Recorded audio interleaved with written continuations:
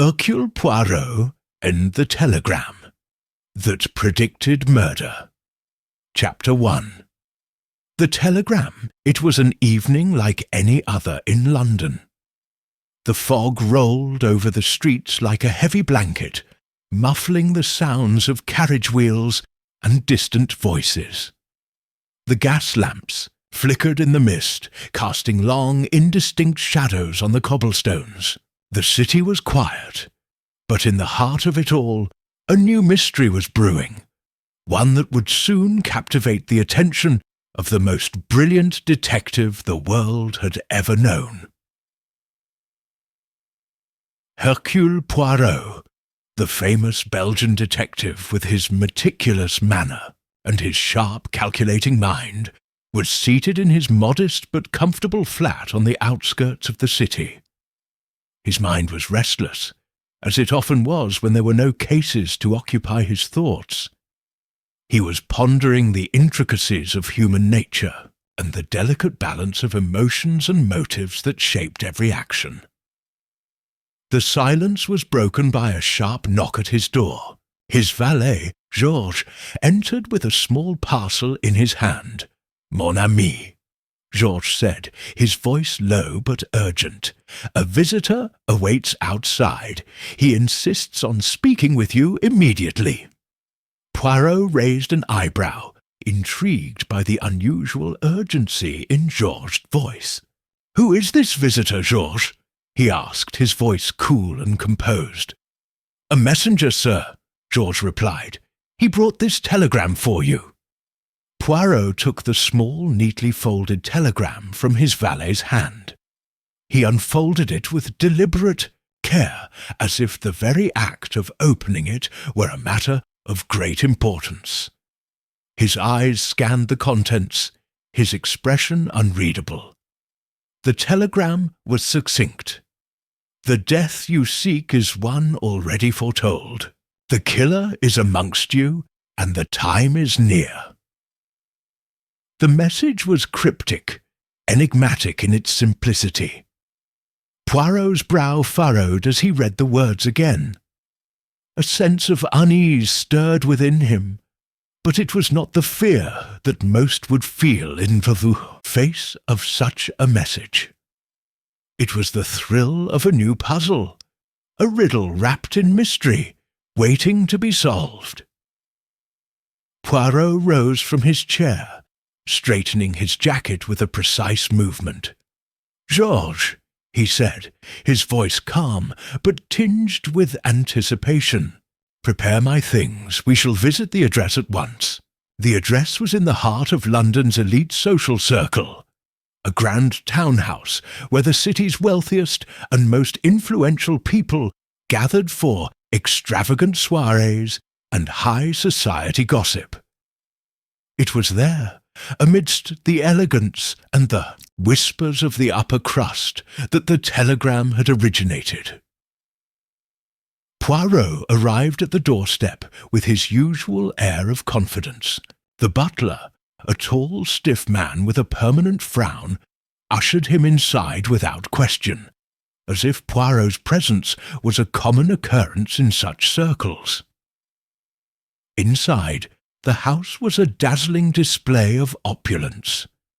Crystal chandeliers hung from the ceiling, casting a soft glow over the fine art and polished mahogany furniture. Guests milled about, laughing and chatting, their expensive clothing glittering in the light. Poirot's keen eyes took in the scene with the precision of a surgeon examining an intricate operation. He could see at once that the atmosphere in the room was one of underlying tension. It wasn't obvious at first. There were no visible signs of discord, but Poirot's trained instincts told him that something was wrong. These people, despite their polished appearances, were hiding something. He was led into the drawing-room, where a small group had gathered. Among them were several notable figures from London's elite society. Lord Thomas Pembroke, a charismatic but aging aristocrat. Mrs. Lydia Green, a widow with a sharp wit and an even sharper tongue, Sir Reginald Holt, a rising star in the political world, and Miss Daphne Wilkins, a young woman with a reputation for being both charming and mysterious. The moment Poirot entered, all eyes turned to him. The tension in the room thickened, and Poirot could almost taste the unease in the air. I'm sorry to intrude," he began, his accent thick, but his voice precise and commanding. "But I have come at the request of the telegram. It seems that a crime most foul is afoot, and I am here to investigate." Lord Pembroke, ever the gentleman, stepped forward, his voice smooth but with an edge of concern. "Poirot, we are all at your disposal, but I must admit I do not understand why you have been brought into this. There has been no crime yet." "Ah, mon ami," Poirot replied, a small smile playing at the corners of his lips. "That is precisely the point. You see, I believe the crime is not a matter of if, but of when. And I intend to discover the who and why before it is too late." His eyes scanned the room, taking in every face, every subtle movement, and every tiny detail. He was already beginning to form theories, but he would reveal none of them just yet. No, Poirot preferred to observe and analyze, to let the pieces of the puzzle fall into place at their own pace. "I have one question," Poirot continued, his gaze sharp. "Is there anyone here who feels that they are in danger? Perhaps someone who has received a warning of their own?" A hushed silence followed his words, the weight of his question settling heavily over the group. None of them answered immediately, but Poirot noticed the subtle flicker of nervousness in their eyes. It was a crack in their polished facades, and he had already noted it. Lord Pembroke cleared his throat. "This is all most unusual, Poirot.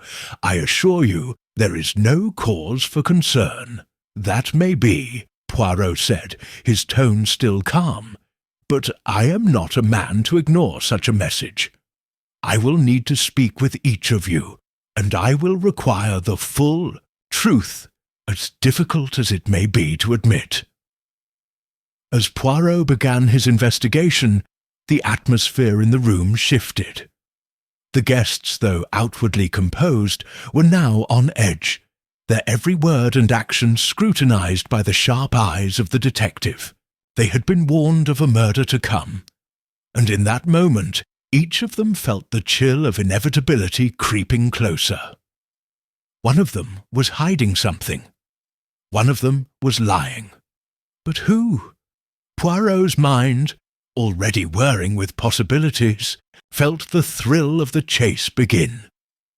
And as he turned to the first suspect, his sharp voice cut through the tension like a scalpel. "Tell me, Mrs. Green, where were you this morning?"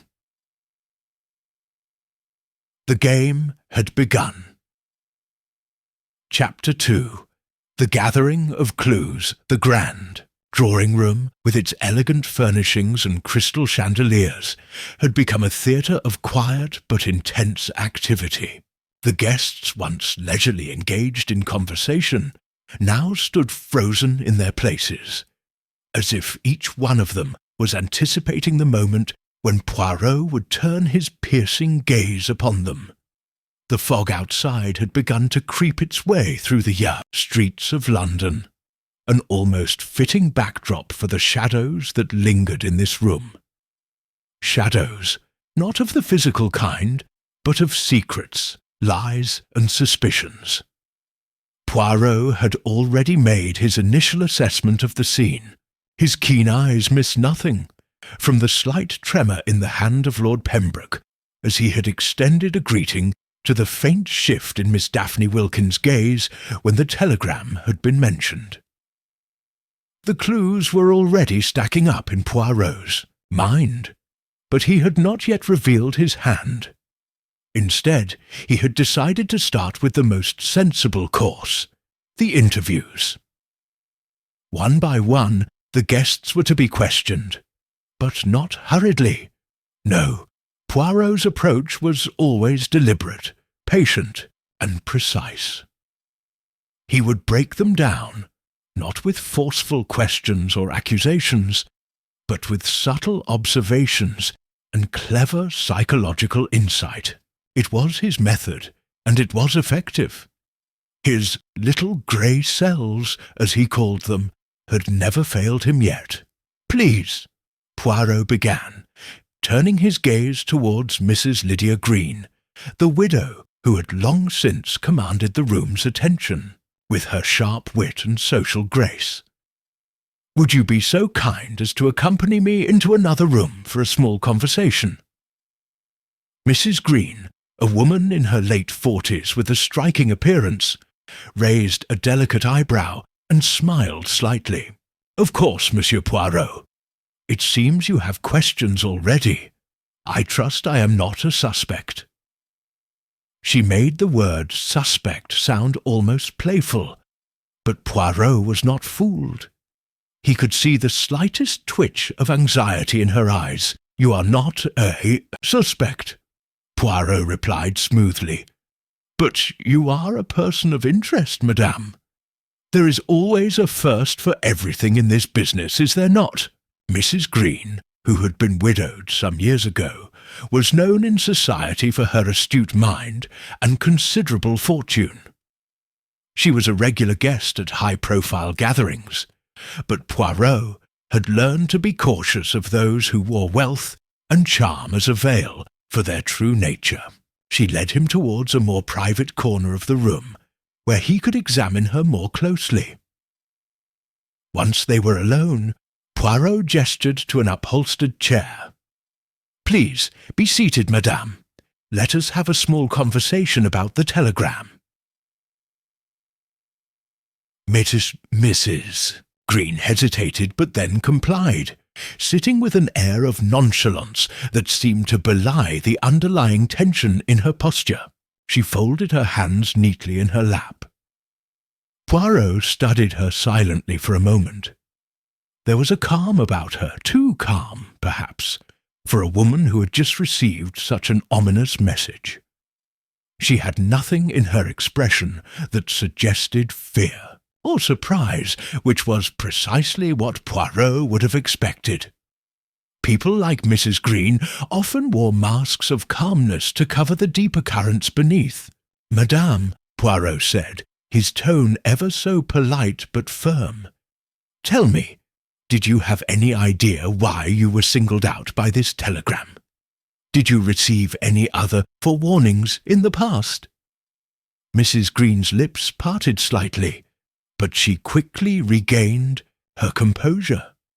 "None at all, Monsieur Poirot. You must understand, I am not a superstitious woman. I do not put stock in such premonitions." She waved her hand dismissively. "I imagine this is nothing more than an idle prank." Poirot nodded thoughtfully, but his eye never left her face. "A prank," he echoed. "Indeed it could be, but I do not believe so. It is often the case that our minds, madam, play tricks upon us in moments of stress or anxiety. And yet, when a telegram predicts death, I believe it should not be dismissed so easily." There was a pause as Mrs. Green shifted uncomfortably in her seat. Poirot noted this change with the smallest of nods. Anxiety was creeping in after all. She had yet to explain why she, of all people, was the one who had received the cryptic warning. Could it be that Mrs. Green had been involved in something that she now regretted? Something that had caught the attention of an unknown enemy? "Tell me, madame," Poirot continued, lowering his voice just enough to heighten the tension. "What of your relationships with the other guests? Are there any personal conflicts we should be aware of?" Mrs. Green's gaze flickered slightly, and Poirot's sharp mind caught the movement. It was subtle, but enough to show that his words had landed where he intended. "I have no quarrels with anyone here," she replied, her voice steady. But Poirot could detect a small tremor beneath it. "We are all well acquainted, and there is no reason for me to suspect anyone of ill will." "Indeed," Poirot murmured. "No reason at all, perhaps. And yet something does not sit right. I will return to you later, madam. For now, I must speak to the others." The next interview was with Lord Thomas Pembroke, the aristocrat whose presence seemed to command the room. A man of great age and refinement, Lord Pembroke had a reputation for being a gracious host, but beneath the surface, Poirot could sense the complexities of his character. His wealth and standing had shielded him from many of life's harsher realities, but it was clear to Poirot that this current situation was one that would not easily be ignored. Lord Pembroke was seated near the fireplace, his hands resting on his cane as if he had no intention of moving. When Poirot approached, the old man stood slowly, his back straight and his posture regal. "Monsieur Poirot," Lord Pembroke said with a measured voice, "I trust you are here to solve this strange matter." "Indeed, monsieur," Poirot replied, his gaze cutting through the formalities. "I am here to understand what happened before the telegram arrived, and of course why it arrived in the first place." Lord Pembroke gave a small, almost imperceptible nod. "As I have already said, I know nothing of this message. I would not have invited such unnecessary fear into my home." His voice was calm, yet Poirot could hear the faintest crack in it, like a delicate china teacup that had been chipped. A man who prided himself on his control, yet here, in this moment, his composure was beginning to slip. "And yet," Poirot said, "you seem troubled, monsieur. Is there a reason why you might feel as though the telegram concerns you? Perhaps a person from your past, someone who might hold a grudge?" Lord Pembroke's expression shifted. "I do not have enemies, Poirot. At least, none that I can think of." He paused, then added with an almost imperceptible shudder, "But there are some people one wishes to forget." Poirot let the silence stretch between them.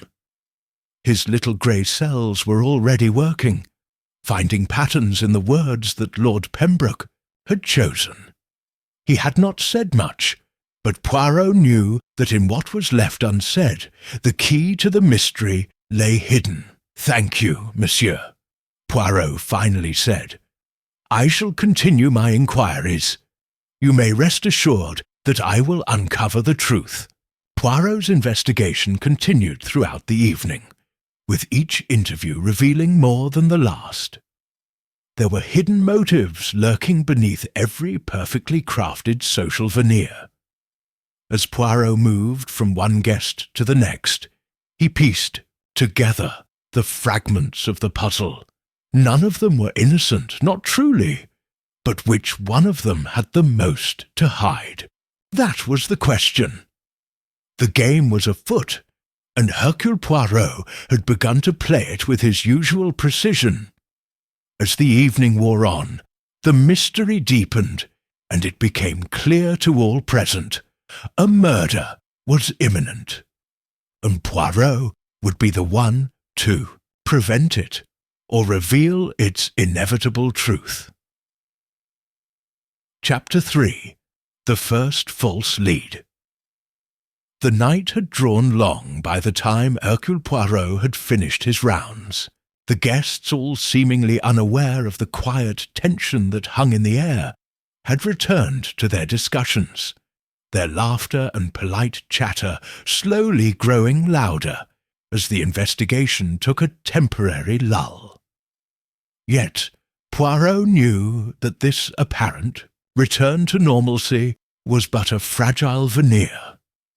Beneath it, he could feel the rumblings of unease, and more than that, a deep sense of discomfort that each of the guests wore like a second skin.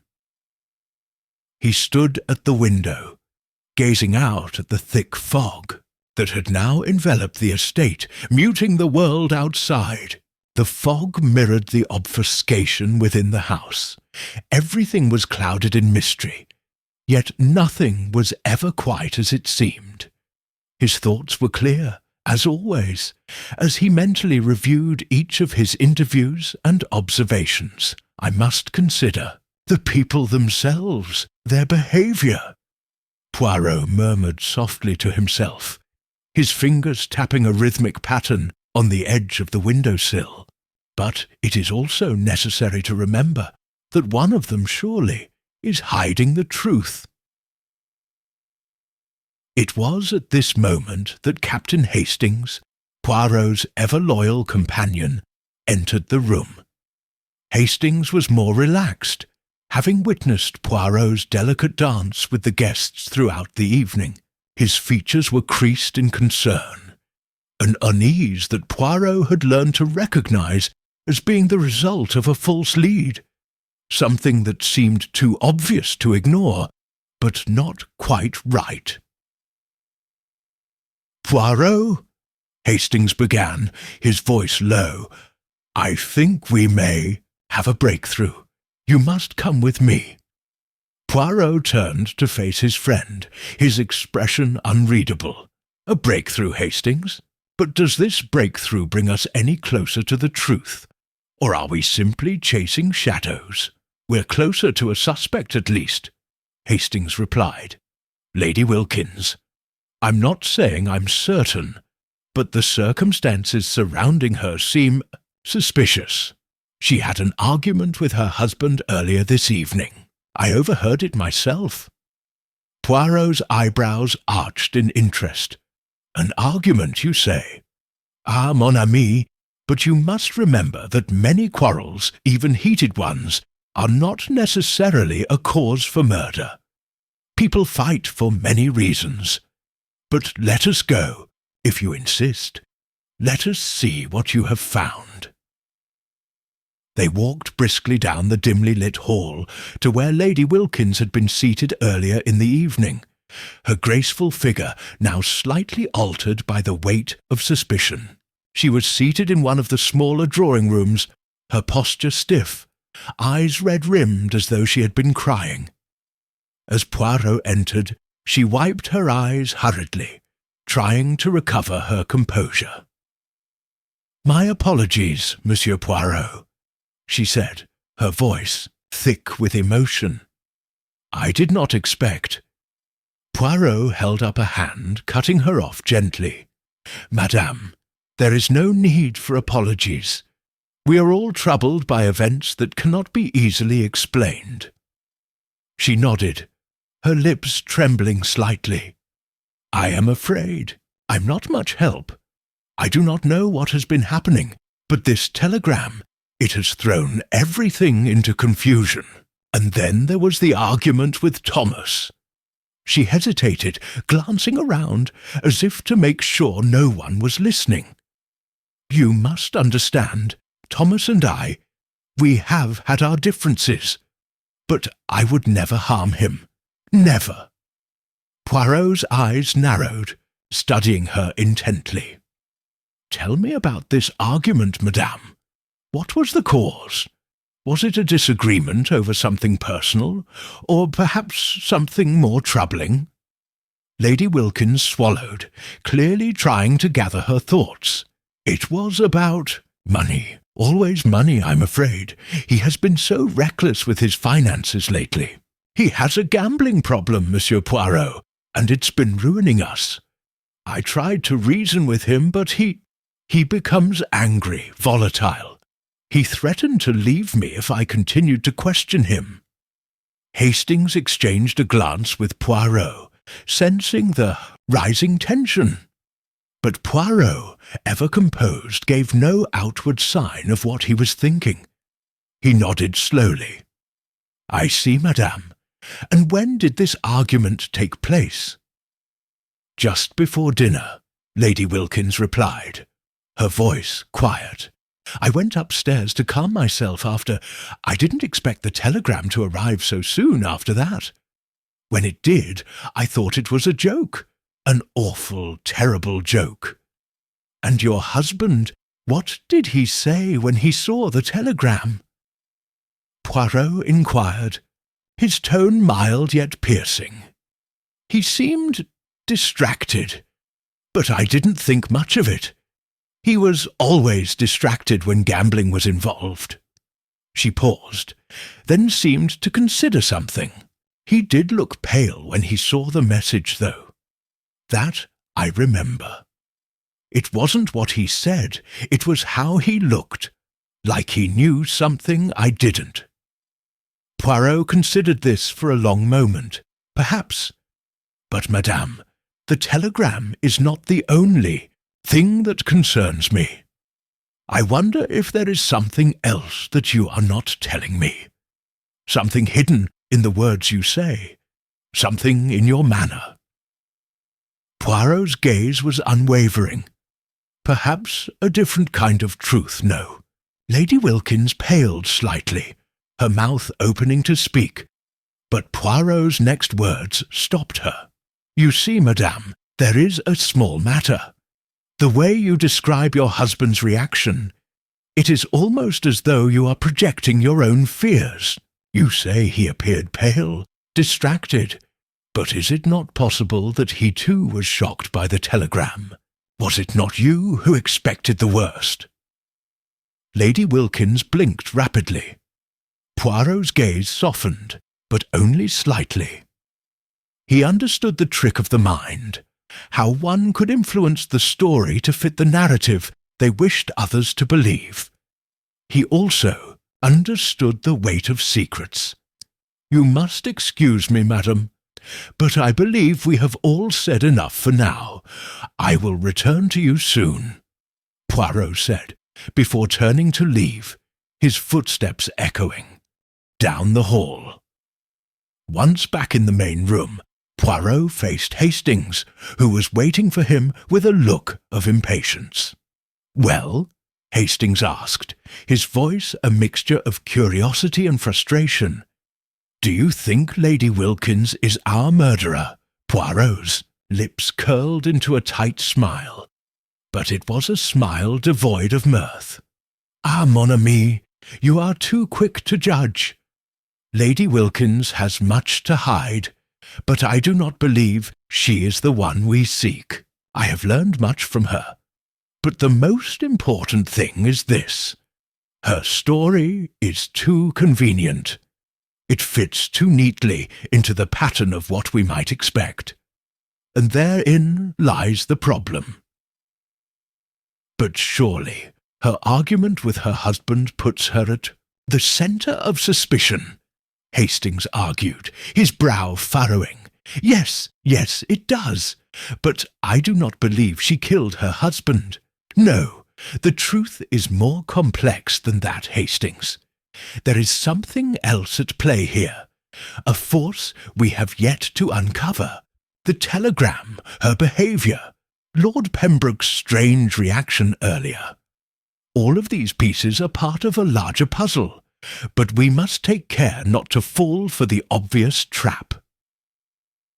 Hastings sighed. So, what now? Poirot turned to face him, his eyes gleaming with the excitement of the chase.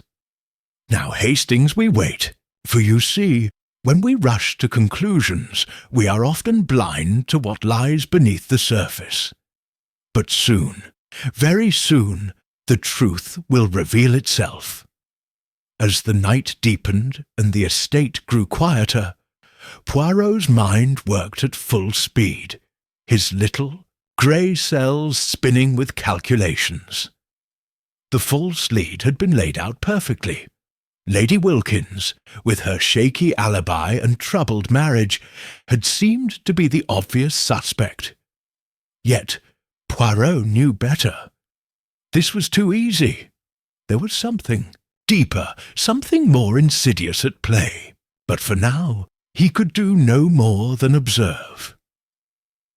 As the clock struck midnight, the atmosphere in the house became thicker, as though the fog outside was creeping into the very rooms.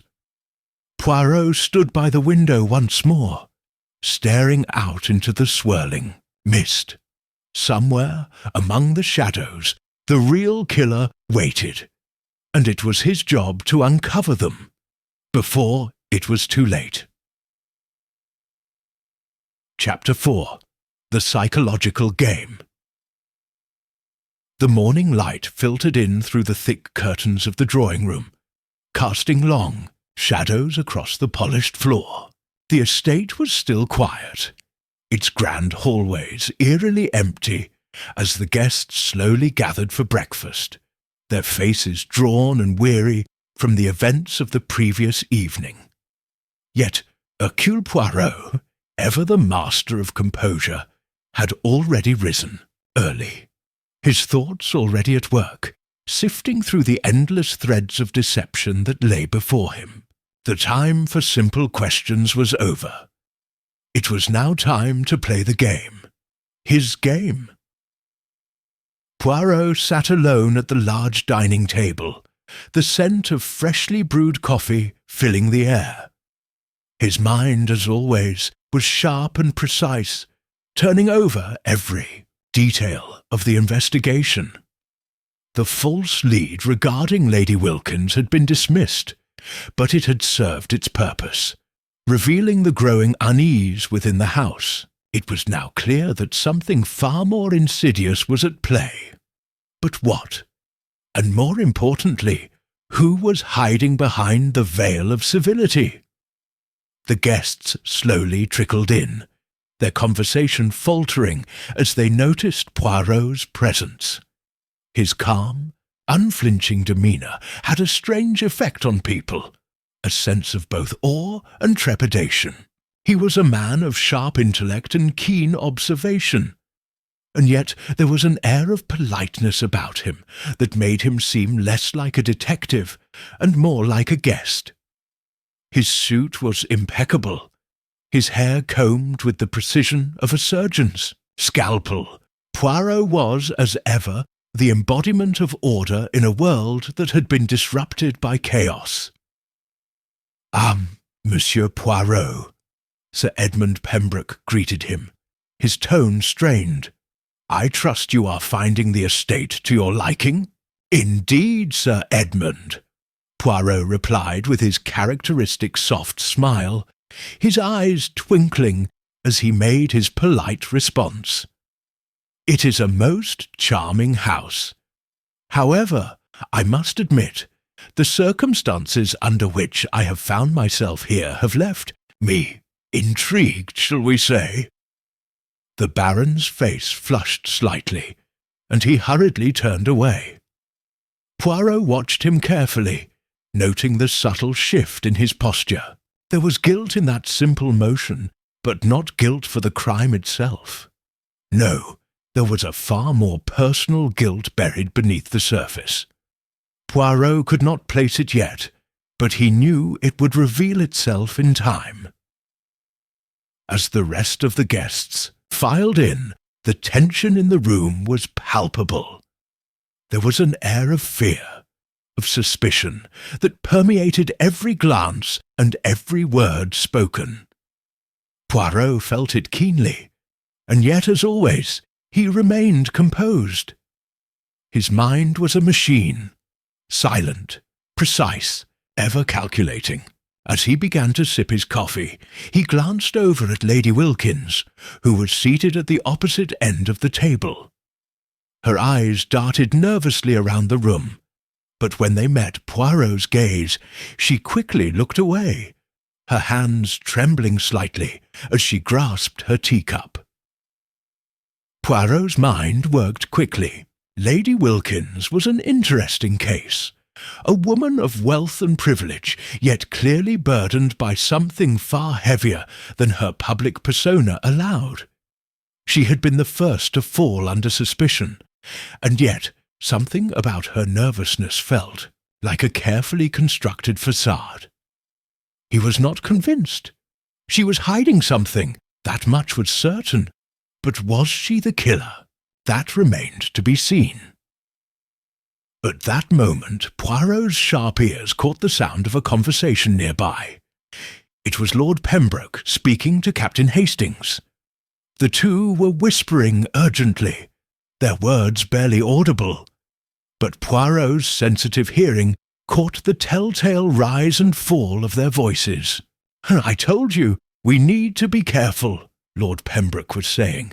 "This is getting out of hand. If Poirot keeps digging, he's going to uncover things we can't control." Hastings' voice was lower, more measured. "I know, but what can we do? We can't just sit back and hope he doesn't find out the truth." Poirot's brow furrowed. The conversation was intriguing, but it was also revealing. It was clear that there was more to the situation than met the eye. Whatever Lord Pembroke and Hastings were hiding, it was something dangerous. He had to act quickly, but carefully. His next move had to be precise, like a chess master positioning his pieces. Poirot waited until the room had settled into a lull, and then he made his move. "Ah, Sir Edmund," Poirot said suddenly, his voice cutting through the soft murmur of conversation. "I have been thinking.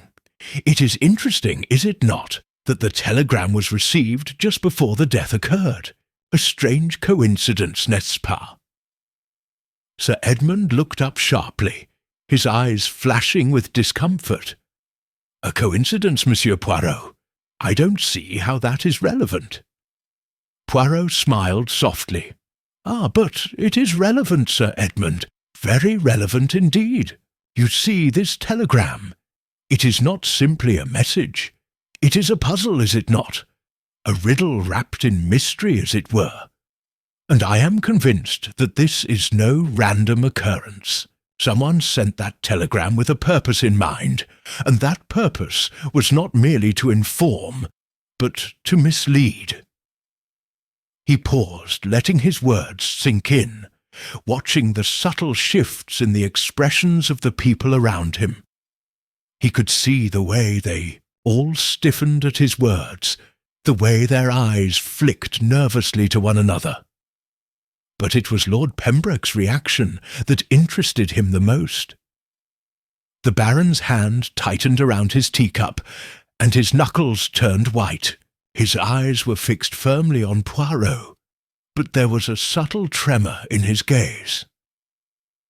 Poirot leaned forward, his voice soft but insistent. "You see, it is not the telegram that is the key. It is the motive behind it. Whoever sent it had a purpose that only one person in this room could have known about." Lord Pembroke shifted uncomfortably in his seat, and Poirot could see the perspiration beginning to bead on his forehead. The man was cracking. Poirot knew it. "Tell me, Sir Edmund." Poirot continued, his voice now a whisper. "What do you know of this telegram? Have you been in contact with the sender?" For a long moment, Lord Pembroke said nothing. Then, with a visible struggle, he spoke. I don't know anything about it.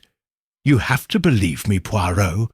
I had nothing to do with it." Poirot's smile deepened. "Ah, but you are mistaken, Sir Edmund. I do not believe you." The room fell silent. The others watched wide-eyed as Poirot's words sank in. Sir Edmund's face drained of colour, and he suddenly stood, knocking his chair backward in the process. "This is absurd," he shouted, his voice cracking. "I did nothing wrong." Poirot remained seated, his calm demeanour a stark contrast to the Baron's agitation. I think, Sir Edmund, that the truth will reveal itself in time. And when it does, you may find yourself with nowhere to hide. With that, Poirot turned his attention to the rest of the room. But, you see, this is not merely about the telegram. It is about the human psyche, the way in which we deceive ourselves and others. We all wear masks, yes? We all pretend to be something we are not, hiding our true desires and fears behind a veil of civility. But the truth, it is always there, lurking beneath the surface. He paused for a moment, letting the weight of his words settle over the group.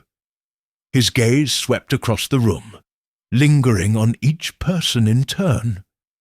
The tension was palpable now, and Poirot knew that the psychological game had begun in earnest.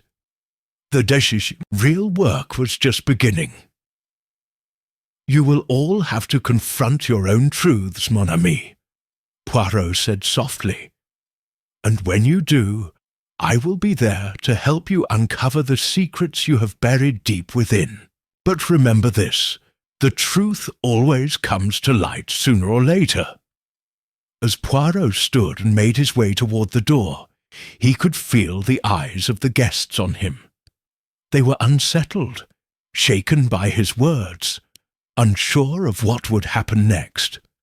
But Poirot knew exactly what would happen. The psychological game was in full swing, and he was in complete control. Chapter 5. Another Crime or Major Reveal. The tension in the Pembroke estate had reached a fever pitch. The dining room, once filled with polite conversation, and the clink of silverware, now seemed to carry an air of unease, as if the very walls themselves had absorbed the anxiety of the guests. Hercule Poirot sat at the edge of the room, his sharp eyes scanning the faces of the individuals around him. His suspicions growing, his deductions carefully taking shape. The psychological game he had set in motion had left its mark on all of them. But he knew that the final move was still far off.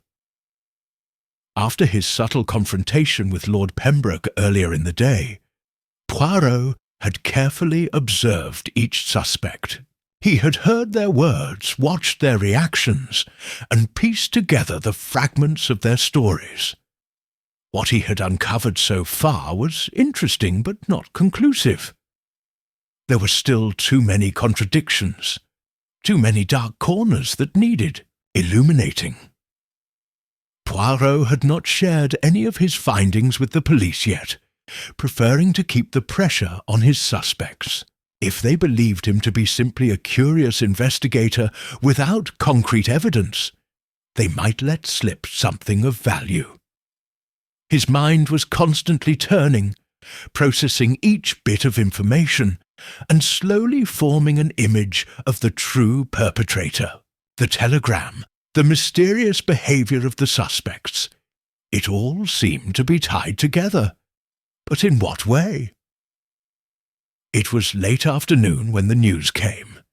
It arrived with a frantic knock on the door of the drawing-room, the noise cutting through the otherwise still atmosphere. Hastings, who had been quietly observing Poirot's contemplation from across the room, stood up at once. "Poirot!" he called out, a note of urgency in his voice. Poirot glanced up, raising an eyebrow. "Yes, Hastings. What is it?" The young man's face was pale. "It's Lady Wilkins. She's been found unconscious in the library. They believe she's been poisoned." The words hung in the air like an ominous cloud. Poirot's mind instantly went into overdrive, quickly considering the implications. Poisoning was a particularly insidious crime. It required not only access to the victim, but also a certain level of patience and control. Who among the group had the means to carry it out? And more importantly, who stood to benefit? "Take me to her at once," Poirot said, rising from his seat with his usual grace. "Quickly, Hastings, we must see her." The two men hurried too, the library, the long hallway of the mansion echoing with their footsteps. Poirot's mind raced as he considered the possibilities. Could this be a second murder? Was it connected to the earlier crime? Or was Lady Wilkins simply another pawn in the intricate game of lies that had been unfolding over the past few days? As they entered the library, Poirot was immediately struck by the atmosphere. It was cold and dimly lit, the large windows casting long shadows across the shelves of dusty books. Lady Wilkins lay on the floor, her body slumped in an unnatural position, surrounded by a small pool of water. Her skin had a faintly bluish tint, and her lips were slightly parted. She was alive, but unconscious, her breathing shallow. A servant stood nearby, wringing his hands nervously. "She was discovered like this just moments ago, sir," the servant stammered. "We think she drank something from that glass there." He pointed to a half-empty glass on a nearby table. Poirot approached the table and observed the glass closely. It was filled with what appeared to be water, but there was something peculiar about its clarity. A thin film of residue clung to the sides of the glass. Something foreign, something toxic. Poirot murmured, his mind already making connections. He took a deep breath and glanced at the servant. "Tell me, who was the last person to speak to Lady Wilkins?" The servant hesitated, clearly nervous. It was Sir Edmund. He was talking to her just before she came into the library. I saw them speak, but I didn't hear what they said. It was not long before she collapsed. Poirot nodded slowly. The pieces of the puzzle were beginning to fall into place. The timing, the nature of the poisoning. It all seemed to point to a carefully orchestrated plan. But why Lady Wilkins? And why now? "I must speak with Sir Edmund," Poirot declared, his tone firm and commanding. "Hastings, go find him. Bring him here." As Hastings hurried off, Poirot remained by Lady Wilkins' side, inspecting her more closely. He could see the faintest trace of perspiration on her forehead, but her condition was not as dire as it might have seemed. If she was given the proper treatment, she could recover. But Poirot had no intention of waiting for that to happen. He had learned enough. Within moments, Hastings returned with Sir Edmund in tow. The Baron's face was a mask of concern, but Poirot could see the nervous tension in his posture. The man was trying hard to maintain his composure, but Poirot knew better. This was no time for a charade. "Ah, Sir Edmund," Poirot said, his voice smooth, "it seems that your dear wife has had an unfortunate incident, n'est-ce pas? Oh, poisoning, I believe." Sir Edmund's eyes widened in shock, his hands trembling slightly. "What? No, that cannot be. She's been poisoned?" Poirot's gaze sharpened. "Oui, and I am afraid it is a most peculiar poison. I would not expect someone in your position to be unaware of the dangers of such a substance." Sir Edmund's face flushed. He opened his mouth to speak, but faltered. I don't know what you mean. I didn't poison her. I swear it."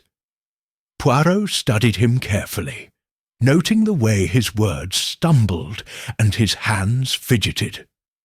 Sir Edmund's reaction, though convincingly panicked, was laced with an undercurrent of guilt. He was hiding something, and Poirot knew that he would need to probe further. "Tell me." Poirot pressed, his voice calm but insistent. when was the last time you spoke with your wife?" Sir Edmund paused. I don't know. We had a brief conversation earlier, but I left her alone before I went to the study. I haven't been in the library at all today." Poirot's eyes narrowed. "And yet you were the last person to see her. That is curious, is it not?" Sir Edmund seemed to stumble for a moment, caught off guard by Poirot's directness. I didn't mean to—" "I am not accusing you, Sir Edmund," Poirot interrupted, his tone polite but firm.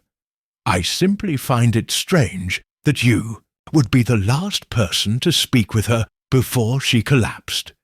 And yet you did not see fit to mention this to anyone earlier." The Baron shifted uncomfortably, and Poirot could see the doubt begin to creep into his mind. The cracks were beginning to show, and Poirot was only too happy to apply pressure. "Perhaps," Poirot continued, "you were merely concerned for her well-being, oui?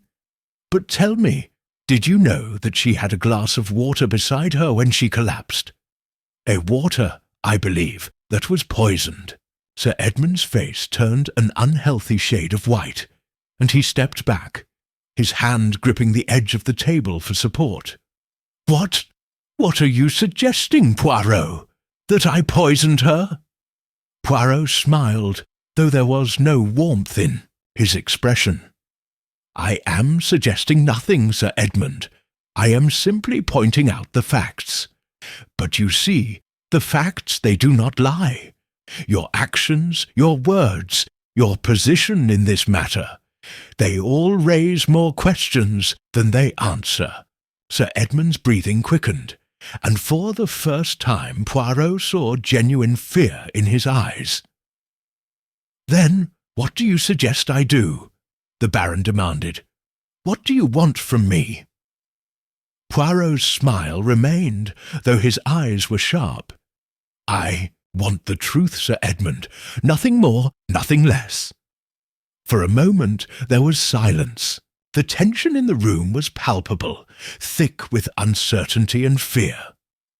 Poirot knew that the time for games was over. A second crime had been committed, and the pieces were falling into place.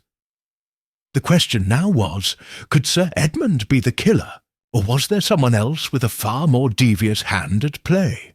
"Sir Edmund," Poirot said softly, his gaze unwavering, "it is time for you to tell me everything."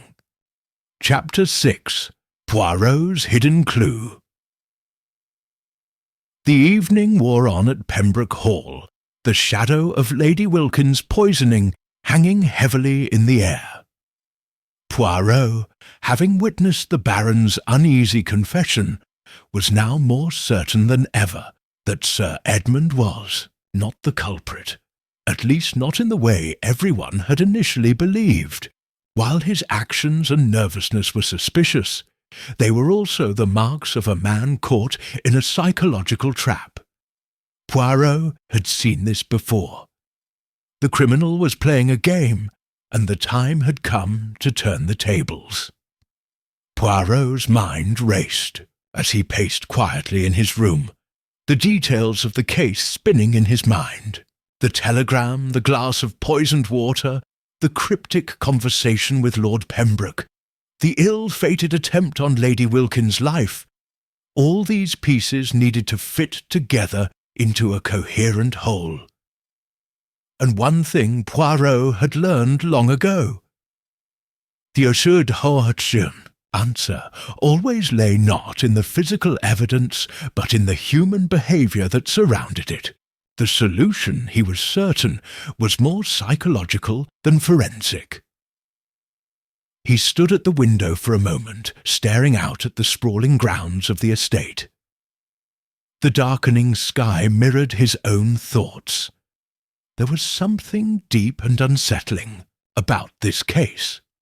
The players were all connected, yes, but there was something hidden beneath the surface of each of them, something they were all keeping from each other, and more importantly, from Poirot.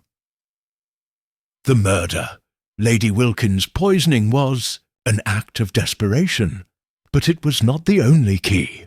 There was something about it that didn't sit right with Poirot, something that made him suspicious of not just Sir Edmund, but every other person present in the house. And as always, Poirot's attention turned to the psychological game he had set in motion.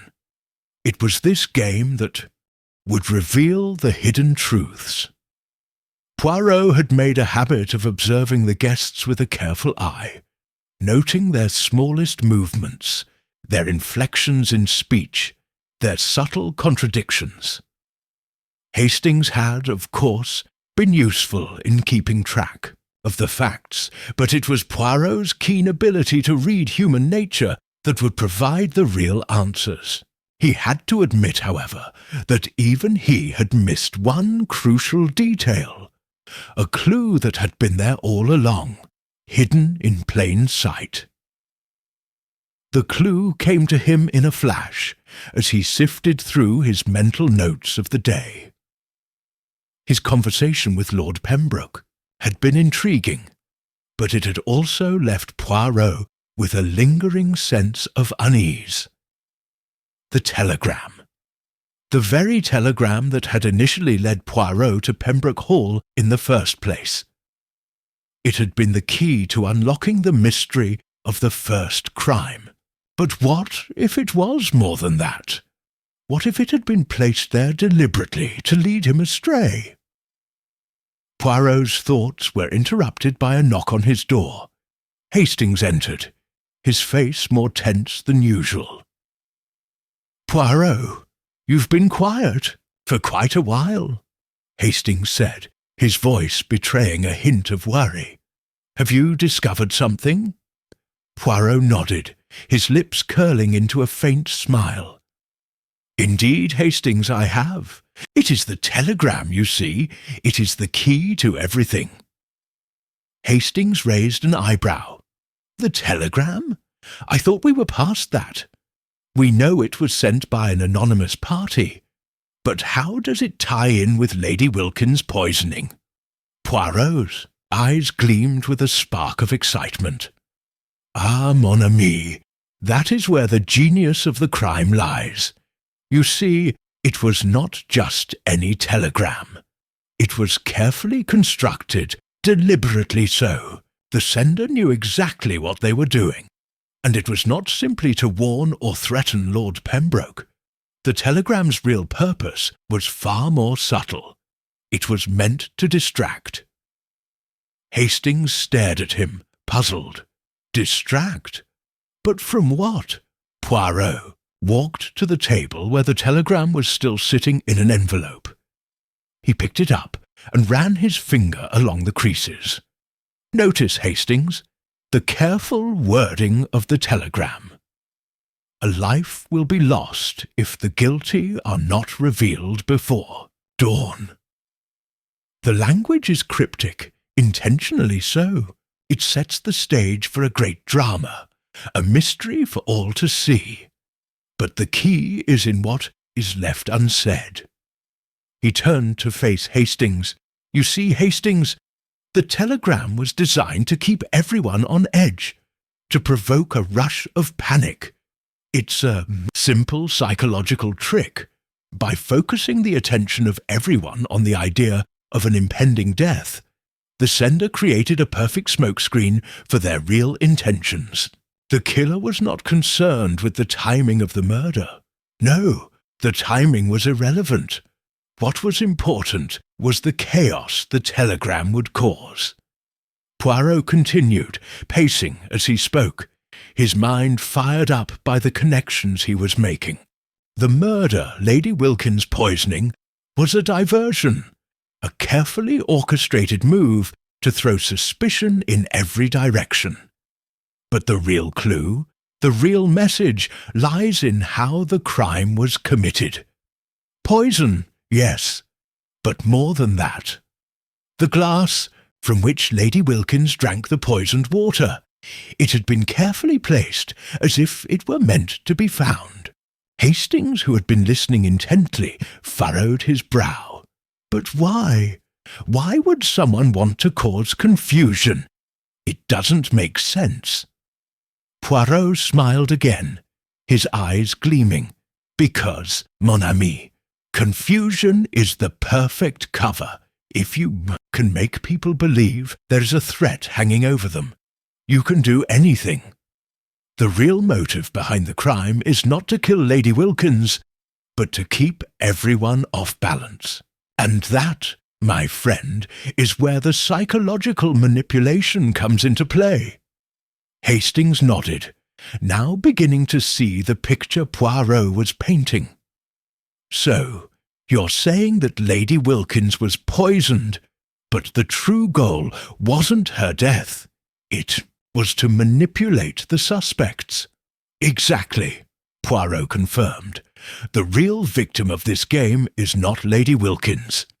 It is the victim who remains unseen, the one whose life has already been touched by the hands of the murderer. The murderer has no intention of being caught in the act. They are playing a much longer game. Poirot paused, letting the words hang in the air. He could see that Hastings was on the edge of understanding, but there was more to the puzzle than either of them had yet realized.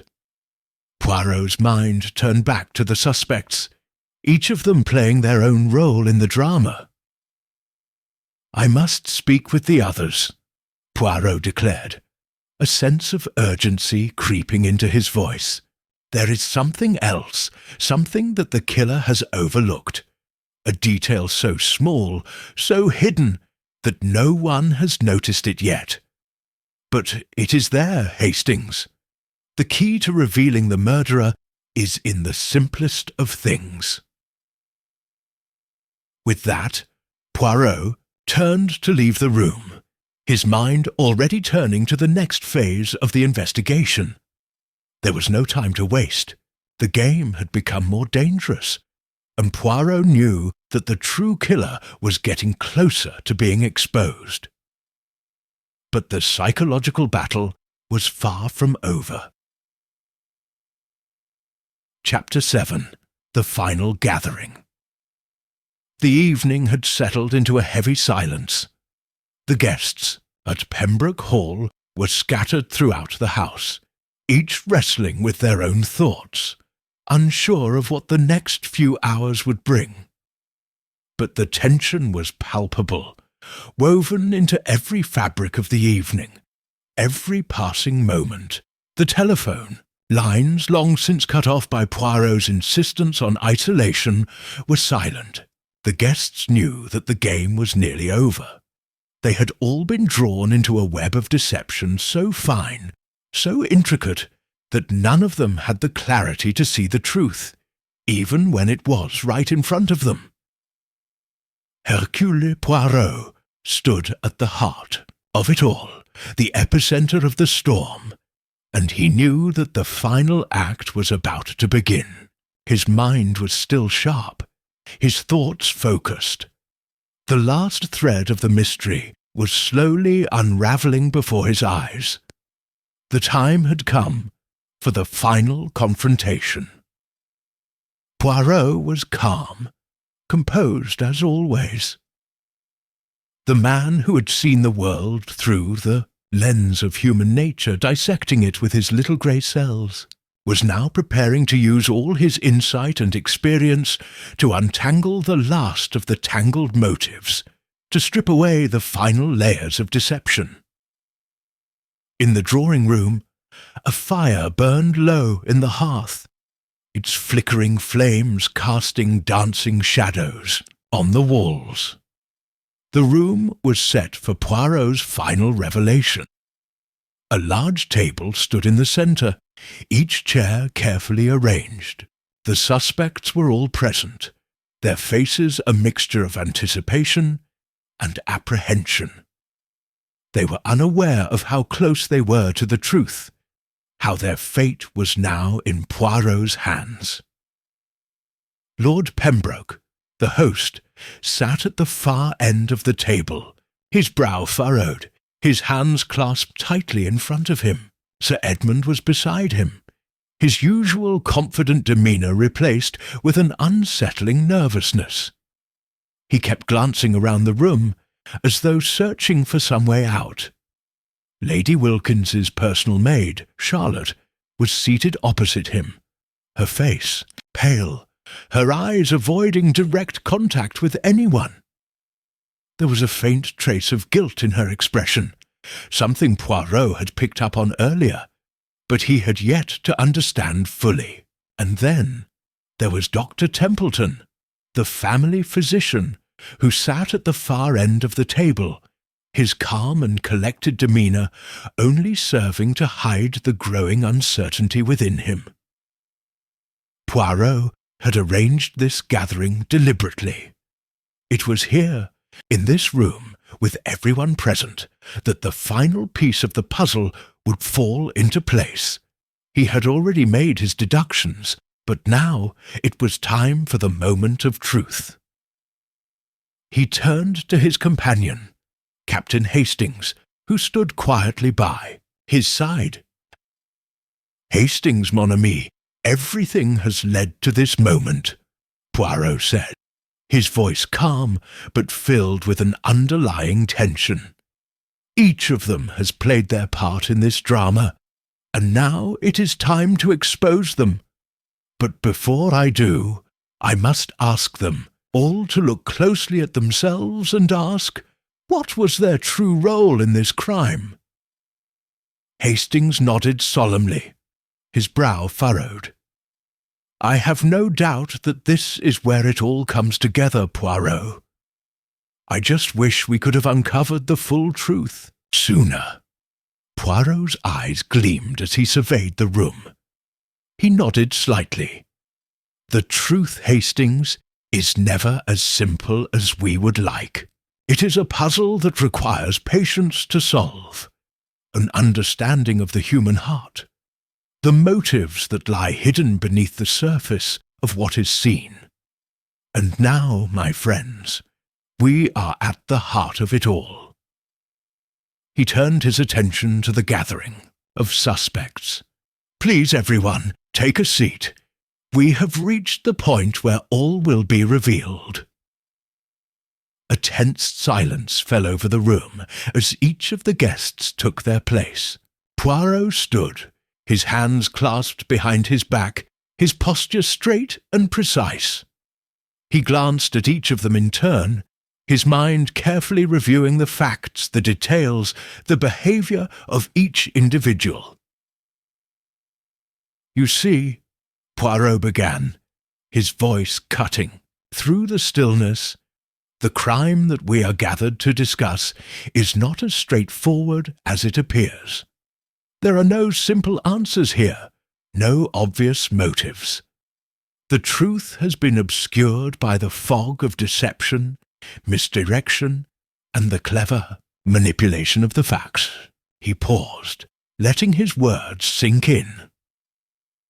Lady Wilkins' poisoning was but a small part of the larger picture, Poirot continued.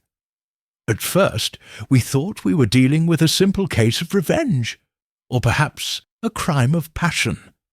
But as I delved deeper into the hearts of those involved, I began to see something more, something far more complex." Poirot's gaze fell on Lord Pembroke first. "Lord Pembroke," he said, his voice steady and measured, "you are the man at the centre of this affair. You were the one who brought us all together, who set the stage for the tragedy we have witnessed. But I ask you this, what was your true role in the events that unfolded?" Lord Pembroke shifted uncomfortably in his chair. "I have already told you, Poirot," he said, his voice tight. "I had nothing to do with Lady Wilkins' death. I just wanted to help her. She was in danger, and I—" Poirot raised a hand to silence him. "Ah, but it is not so simple, is it? You see, Lord Pembroke, you are not entirely innocent in all of this. There was something about your behaviour that caught my attention. Your actions Your concern for Lady Wilkins, while genuine, I believe, were also calculated. You were playing a part in a much larger game.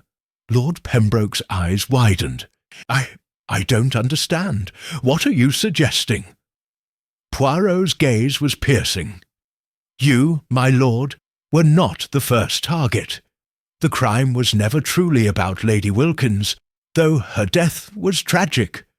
No, the true target was someone else altogether. Turned to Sir Edmund, whose face had gone pale. Sir Edmund, Poirot said, his voice now tinged with a sense of finality. You are the man I have watched closely throughout this investigation. You are, without a doubt, a man of great intelligence. But you are also a man who has allowed his emotions to cloud his judgment. Sir Edmund's hands trembled slightly. I didn't mean for it to go this far. It wasn't supposed to happen like this. Poirot smiled, a cold and calculating smile that chilled the room. And yet it did. You see, Sir Edmund, the real crime here was not the murder. It was the manipulation of those around you. You played a psychological game, and you played it well. But you underestimated one thing. Sir Edmund frowned, confused. Underestimated what? Poirot's eyes gleamed. The one who was truly pulling the strings all along. The one who had the most to gain from the chaos. The one who used each of you as pawns in a much larger scheme. He turned to Charlotte, the maid, who had been silent throughout the conversation. Her eyes flickered nervously, and Poirot could see the sweat beading on her brow. Charlotte, Poirot said, his voice gentle but firm, you are the one who has played the game from the shadows. You were the one who set the pieces in motion. Your loyalty was not to your employer, but to someone else, someone whose plans you helped facilitate. Charlotte's face went ashen. I didn't mean for any of this to happen. I was just trying to help. Poirot raised a finger to silence her. No, Charlotte, you were not helping. You were orchestrating, and now the time has come to reveal the truth. You were working with someone much more dangerous than any of us realized.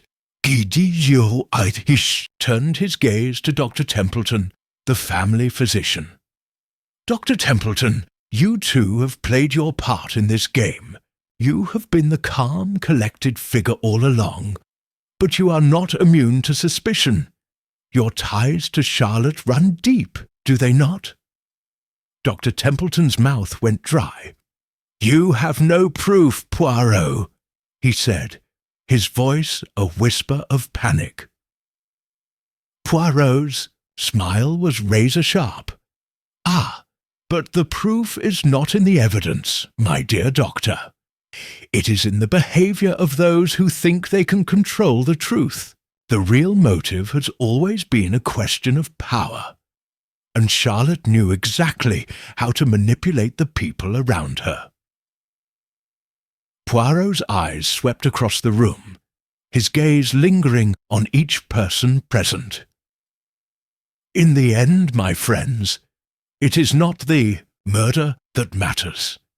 It is the truth that has been hidden beneath the surface of your actions. And the one who has masterminded it all, the one who has manipulated everyone for their own gain, is none other than... He paused, allowing the weight of the moment to hang in the air. Charlotte, Poirot declared. The room was silent. Charlotte's face twisted into a mask of horror as she realized that her plot had been exposed. The final piece of the puzzle had fallen into place. Poirot stood tall, his voice steady as he delivered his final deduction. Charlotte, you were the one who orchestrated this entire affair. You knew the weaknesses of each person in this room, and you used them to your advantage. You manipulated Sir Edmund, playing on his insecurities.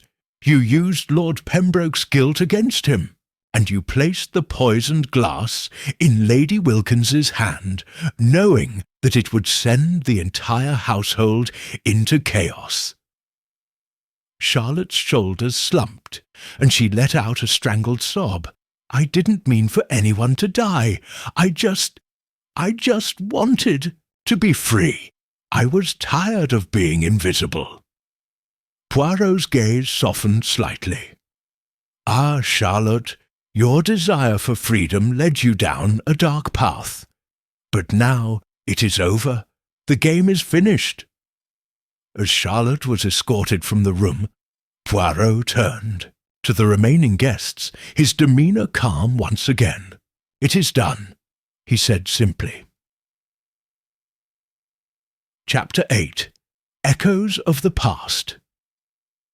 The morning fog was dense and heavy, clinging to the landscape like a thick, impenetrable veil.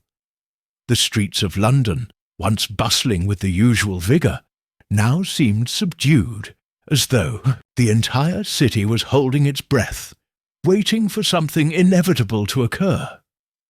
The darkened sky reflected the mood inside the study at 221B Baker Street. Sherlock Holmes, his face a picture of intense focus, sat by the fireplace, his fingers steepled in front of him. His piercing eyes gazed into the fire, but his mind was far away, weaving together the threads of a case that had brought him to this very moment. Dr. Watson stood by the window, staring out at the misty morning, lost in thought. He had known Holmes for many years, yet there were times when his friend's obsession with a case would consume him so entirely that it became impossible to distinguish between the man and the mystery. It was one of those times. Holmes had been working tirelessly on the case of the mysterious disappearance of a young woman, a case that had taken an unexpected and troubling turn. Holmes had received a letter 2 days ago, the contents of which had troubled him deeply. It had been brief, cryptic, and yet it contained a series of clues that seemed to point to a hidden truth, one buried in the shadows of London's history. The letter had been unsigned, but the handwriting was unmistakable. It belonged to someone Holmes had known well in his youth, someone whose name still carried weight in the darkest corners of the city. The letter had been a summons, a call to action. It had drawn Holmes back into the fold of a mystery that had long since been abandoned, a case that even now had the potential to bring forth revelations that could shake the very foundation of what he believed to be true. Watson turned to Holmes, his voice breaking the stillness. Bim and Schnitt. Holmes, what are we to make of this? It is as though the past has come back to haunt us. Holmes did not immediately respond. He had read the letter over and over, each time finding something new, something more sinister lurking beneath the surface. He had never fully solved the case that had plagued him years ago, the one that had led him into the depths of London's criminal underworld, a case that had left him scarred in ways few could understand. The woman's disappearance had been linked to a series of strange occurrences, all pointing to a man whose legacy was one of violence and deception. The letter had been a catalyst, but Holmes had known that it would only be a matter of time before the truth surfaced once again. The darkness of the past had a way of creeping back into the present, and now it seemed that it had returned with a vengeance. "Watson," Holmes finally said, his voice calm but tinged with an unmistakable tension. There are things in this world that are best left undisturbed. Yet, here we are, standing on the precipice of a case that has long been forgotten. And I must admit, the events of the past are not easily shaken from my mind. What we are dealing with now is a question of fate, a question that I cannot ignore. Holmes stood up suddenly, his gaze fixed on the stack of papers on his desk. He reached for the letter once more, and began to examine it closely, as though searching for a clue that might reveal the identity of the person who had written it. But there was something else in his eyes now, a quiet determination, an urgency that Watson recognized all too well. The woman in question, Holmes began, his voice steady, was a student of mine many years ago, a brilliant young woman. Her name was Margaret Wren. She was intelligent, resourceful, and had a curious penchant for solving puzzles, qualities that reminded me of someone I once knew. But she disappeared under strange circumstances, and despite all my efforts I was unable to uncover the truth of what happened to her. Watson frowned, his thoughts racing. But that case was years ago.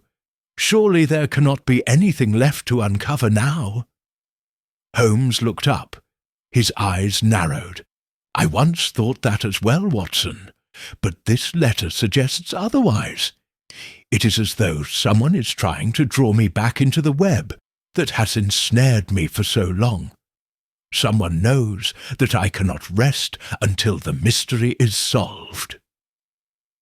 Watson felt a chill run down his spine. He had always known that Holmes had a deep connection to the cases he pursued, but this one was different.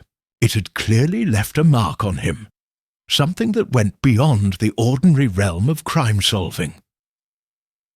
The two men stood in silence for a moment, each lost in their own thoughts. Then, with a sudden burst of energy, Holmes turned towards the door. "You must go, Watson. There is no time to waste. The truth is out there, and we must find it before it consumes us both." The journey to the old crumbling manor on the outskirts of London was a quiet one. As the cab rumbled through the fog, Holmes sat with his arms crossed, his eyes scanning the streets with a sharp intensity. Watson, who had been content to watch the world pass by, now found himself deeply intrigued by the turn of events. Holmes's fixation on this particular case had only grown stronger with each passing moment. It was as though he was being drawn back to a place he had never truly left, a place where the shadows of the past were still very much alive. The manor, when they arrived, seemed to loom over them like a giant dark sentinel. The gates were rusted, and the once pristine grounds were now overrun with weeds and neglect. It had the air of a forgotten place, a relic of an era long since past. Holmes surveyed the building with his usual sharp eye, noting every detail, every imperfection. "This place," Holmes muttered, "has not changed. It still holds the same secrets it always did." As the door creaked open, a figure stepped out of the shadows. It was an elderly woman, bent with age, but with eyes that gleamed with a quiet intelligence. She was a familiar face to Holmes, a woman who had once been the governess to Margaret. "Wren." "Ah, Mrs. Bertram," Holmes said with a small nod of acknowledgment. "It has been many years." Mrs. Bertram's lips tightened, and her eyes flickered to Watson. She seemed hesitant to speak, but Holmes's presence had always commanded attention, and after a moment's hesitation, she gestured for them to follow her inside. The interior of the manor was dark, its furnishings old and faded. Dust hung in the air, and the scent of stale wood and forgotten memories permeated the space. Mrs. Bertram led them into a small sitting room where an old fire still smouldered in the hearth. She settled into a chair, her hands clasped in her lap. "I never thought I would see you again, Mr. Holmes," she said, her voice cracking slightly. "Not after all these years." Holmes studied her closely. "You knew, didn't you? You knew what happened to Margaret." Mrs. Bertram's face tightened, and for a moment she looked like a woman torn between fear and guilt. "I didn't know anything for certain, Mr. Holmes, but I had my suspicions. Margaret was a curious girl. She was always asking questions, always seeking the truth. She wouldn't rest until she had it. And I fear that is what got her into trouble." "Trouble?" Watson asked. "What do you mean? Was she in danger?" Mrs. Bertram hesitated before speaking. "You must understand, Mr. Watson, that Margaret's disappearance was not a simple matter. She was investigating something that she should never have gotten involved with. She was following a trail that led her into a world that few can understand. And when she got too close to the truth, well, that was when she vanished." Holmes leaned forward, his eyes never leaving her face. "What world are you referring to, Mrs. Bertram?" She swallowed hard, the weight of her words pressing down on her. "It was a group, a secret society that operated in the shadows of London.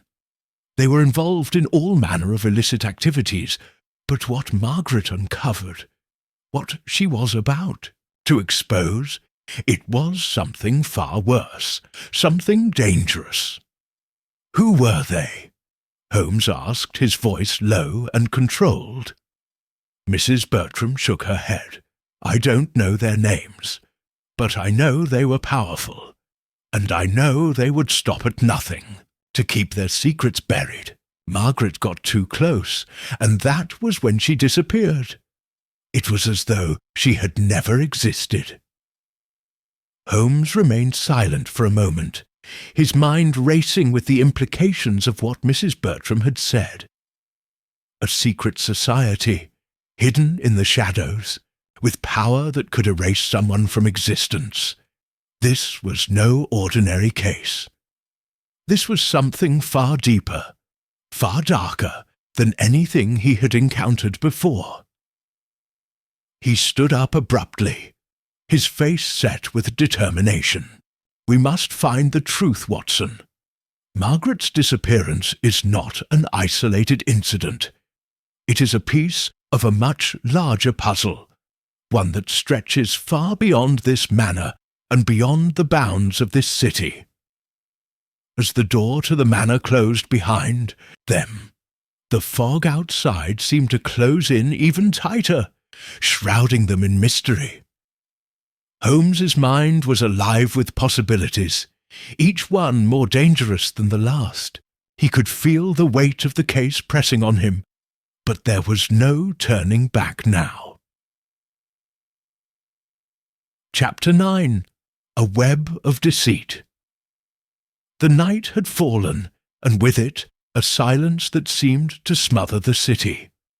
London, usually abuzz with the sounds of traffic, chatter and clattering horse-drawn carriages, now felt like a place suspended in time.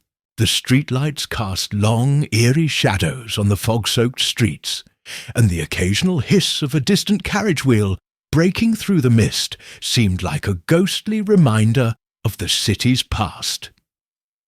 Inside 221B Baker Street, the fire crackled softly, casting warm flickers of light on the walls. Sherlock Holmes paced the room, his hands clasped behind his back, his eyes distant. He was deep in thought, his mind a whirlpool of calculations and deductions. The case of Margaret Wren, a case that had haunted him for years, had just taken another chilling turn. The discovery of the mysterious letter, the cryptic warning from Mrs. Bertram about the secret society, and the undeniable sense of something far darker lurking beneath the surface, all of it pointed to a conspiracy of unimaginable scale. Dr. Watson sat at his desk, reviewing the notes they had gathered throughout the day. He was uneasy. The pieces of the puzzle were beginning to form, but the picture was one of such complexity that it seemed almost impossible to comprehend. Yet, if anyone could unravel it, it was Holmes. Still, Watson couldn't shake the feeling that they were walking into a trap, a web of deceit so tightly woven that the slightest wrong move could lead to their undoing. "Holmes," Watson said, breaking the silence, "we have enough to go on. We know there's a secret society, and we know they've been operating under the radar for years. But we still don't know who's behind it all, or what exactly they're after." Holmes stopped pacing and turned to face his friend. His expression was calm, but there was a sharpness to his gaze that suggested he was already several steps ahead. "You're right, Watson," he replied. "We have only scratched the surface. But the more I think about it, the more I realize that the answer is staring us in the face. The society is not just involved in petty crimes or secret dealings. No, it's something far more sinister. Margaret's disappearance was not an accident. It was a calculated move. She got too close to something they didn't want uncovered." Holmes strode to his desk and picked up a map of London, spreading it across the surface. His eyes scanned the streets, marking locations with his usual precision. "Look here, Watson," he continued. "These are the places where Margaret was known to frequent before her disappearance. Each one is tied to a different part of the society's operations. The people she was investigating, the businesses they ran, the connections they had, everything points to the same central figure, a man who has managed to remain in the shadows for years, pulling strings from behind the scenes." Watson leaned in, his eyes narrowing as he studied the map. "Who is he, Holmes? Do you have a name?" Holmes hesitated, his fingers brushing over a particular address. "Not yet, but I know where we must go. There is a place in the heart of London, a building that's been abandoned for years. It's said to be the headquarters of the society, where they meet, where they plan. If we're to learn the truth, that's where we must go." The rain had begun to fall in a steady drizzle by the time Holmes and Watson arrived at the old building. It was located on a quiet street, tucked away from the main thoroughfares, and it appeared as though time had forgotten it. The windows were boarded up, the door was cracked and rusted, and the entire structure seemed to sag under the weight of neglect. Yet to Holmes it was more than just an abandoned building. It was a monument to the past, to the secrets that had been buried within its walls. The two men stood in front of the building, the sound of the rain tapping against their coats. Watson's breath formed small clouds in the cold night air, and he couldn't help but feel a twinge of unease. There was something about this place that made the hairs on the back of his neck stand up. "Are you certain this is the place, Holmes?" Watson asked, his voice laced with uncertainty. Holmes nodded, his eyes fixed on the structure. "I am certain, Watson. This is where Margaret Wren's investigation led her, and this is where the answers we seek are hidden." They approached the building cautiously, stepping through the overgrown garden that surrounded it. As they neared, The entrance, Holmes stopped and turned to Watson. "Stay alert," he said. "We do not know who or what awaits us inside." With a swift motion, Holmes pushed the door open, and the two men entered the darkened building. The air inside was thick, with dust, and the floorboards creaked under their weight. The smell of decay was overpowering, and Watson couldn't help but wonder how long it had been since anyone had set foot in this place. Yet Holmes seemed unfazed. His every movement was deliberate, his senses attuned to the slightest sound or shift in the atmosphere. They made their way through the building, their footsteps echoing in the emptiness. The rooms were sparsely furnished, and the walls were covered in peeling wallpaper. It was clear that the building had once been grand, perhaps even a symbol of power and influence. Now it was little more than a hollow shell, a relic of a time long past. As they reached the end of a narrow hallway, Holmes suddenly stopped. He held up a hand, signalling Watson to be quiet. There, in the dim light, they could hear a faint sound. Voices, low and murmuring, as though a conversation was taking place in the next room. Holmes motioned for Watson to follow him, and they moved cautiously toward the source of the sound. They reached a door at the end of the hallway, and Holmes gently pressed his ear against it. The voices were clearer now, but still indecipherable. He looked at Watson and nodded, signalling him to stand back. With one swift motion, Holmes kicked the door open, revealing a room bathed in dim candlelight. Inside, a group of men and women sat around a large wooden table, their faces obscured by shadows. They were dressed in dark clothing, and there was an air of secrecy about them, an unspoken understanding that their meeting was not to be disturbed. Holmes and Watson stepped into the room, and the conversation stopped abruptly. All eyes turned to the two men, and a tense silence filled the air. Holmes stood tall, his gaze unwavering as he surveyed the group. "I believe we've found the right place," Holmes said coolly, his voice carrying an air of authority.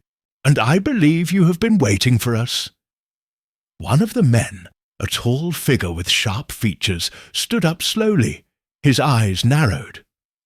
"You are trespassing, Mr. Holmes," he said, his voice low and dangerous.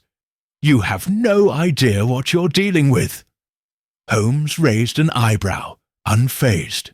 "Well, I am well aware of what I'm dealing with, and I do not take kindly to being threatened." Watson could feel the tension in the room escalating, but he knew that Holmes had a unique ability to control any situation. The detective's presence was commanding, and the group before them seemed unsure of how to react. "You will not leave this place alive," the man continued, his hand slipping beneath his coat as if reaching for something. Before he could make another move, Holmes stepped forward, his eyes fixed on the man's hand. "Ah, I see you are prepared for trouble. But you should know, it is not wise to underestimate me." In an instant, Holmes had moved with lightning speed, his hand grasping the man's wrist before he could draw his weapon. The group around the table shifted nervously, their hands twitching toward their own concealed weapons, but Holmes's gaze was enough to stop them in their tracks. "You've made a mistake, my friend," Holmes said, his voice cold. "This is not your fight. It is mine." For a moment the room was still, the only sound being the faint crackle of the candles on the table. Then the man released a low laugh, his eyes narrowing into a smirk. "You think you've won, Holmes?" he asked. "You've merely scratched the surface. There is more at play here than you can possibly understand. You've been digging too deep, and now you'll pay the price." Holmes did not respond immediately. He simply held the man's wrist, his grip unyielding. Then, with a deliberate motion, he released the man's arm and took a step back. "We shall see," Holmes said, his voice laced with calm confidence. "But know this, I will not stop until the truth is revealed, and no one, not even you, can stand in my way." As the tension in the room lingered, the group of conspirators exchanged uneasy glances. The shadows of the past were beginning to close in, and Holmes could feel the weight of the mystery pressing down on them all. The game was far from over. Chapter 10. The Final Confrontation. The air in the dimly lit room grew colder, heavier, as Sherlock Holmes, standing tall and composed inside the front of the group of conspirators, knew they had crossed a dangerous threshold. The chilling threat in the air was palpable, but so was the undeniable certainty that the final pieces of the puzzle were in place. Holmes could feel the weight of the mystery, the intricate web of deceit, slowly unravelling before his very eyes. Yet, as was his custom, he maintained his unshakable composure, as calm as ever, despite the danger that surrounded them. The man who had spoken earlier, tall, sharp-featured, and now visibly angry, stepped forward with clenched fists. His dark eyes flickered with a dangerous glint. But Holmes, as always, stood unflinching, his sharp mind already analysing every move and reaction in the room. Watson stood beside him, the tension in the room making his usually steady demeanour falter just a little. Yet, as much as he had grown accustomed to Holmes's methods, he couldn't help but feel that the storm was only just beginning to gather strength. "You will regret this, Holmes," the tall man hissed, his voice barely above a whisper. "You have no idea who you're dealing with." Holmes's eyes never wavered as he stared directly into the man's face. He did not speak immediately, but instead allowed the silence to build, to intensify. With a deliberate motion, he slowly removed the pocket watch from his waistcoat, flipped it open, and glanced at the time. His calm, measured actions contrasted sharply with the high tension in the room, further underscoring his control of the situation. "Regret," Holmes finally said, his voice steady and measured. "I do not regret the pursuit of truth. Regret is a luxury for those who are not willing to face the consequences of their actions." The tall man's eyes narrowed into slits, a muscle in his jaw twitching with suppressed rage. "You've already made your choice, Holmes. You've crossed a line that cannot be undone. And now you'll pay the price." Holmes let the man's words hang in the air, unacknowledged. His eyes, sharp as ever, scanned the room, taking in the figures of the other conspirators. Each of them sat perfectly still, as though they were waiting for some unseen signal. There was a sense of restraint among them, a tension that suggested they were all waiting for something. But what, exactly, Holmes could not yet say. It was as if they, too, were unsure of what the next move would be. "Watson," Holmes said, his voice quiet but clear, "step back and keep your distance. This will not be resolved through force or threats." Watson hesitated, but then took a small step back, his eyes never leaving the roomful of conspirators. He could feel his heart racing in his chest, the adrenaline of the moment mixing with the cold anxiety that had settled in his gut.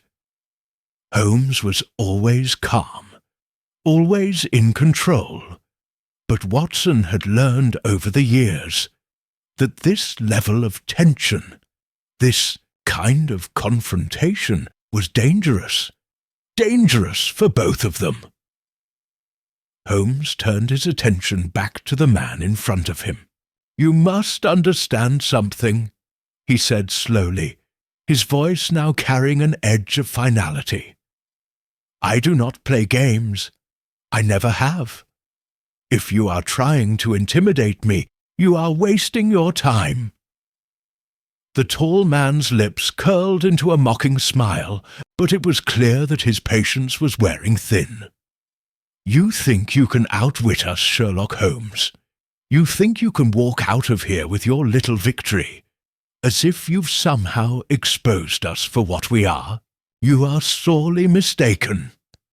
Holmes's expression remained unchanged. "If there is one thing I've learned in my career, it is that criminals are rarely as clever as they think. The greatest mistakes are often made by those who overestimate their own intelligence." There was a pause, and then a burst of laughter from one of the other conspirators, a woman with sharp eyes and a steely demeanour who had remained silent up until this point. "Holmes, you have no idea what you're dealing with," she said, her voice cold and filled with an almost palpable disdain. "You think you can just waltz in here and solve our mysteries with your mind games? You are a fool." Holmes's gaze shifted to the woman, his sharp mind already processing her words.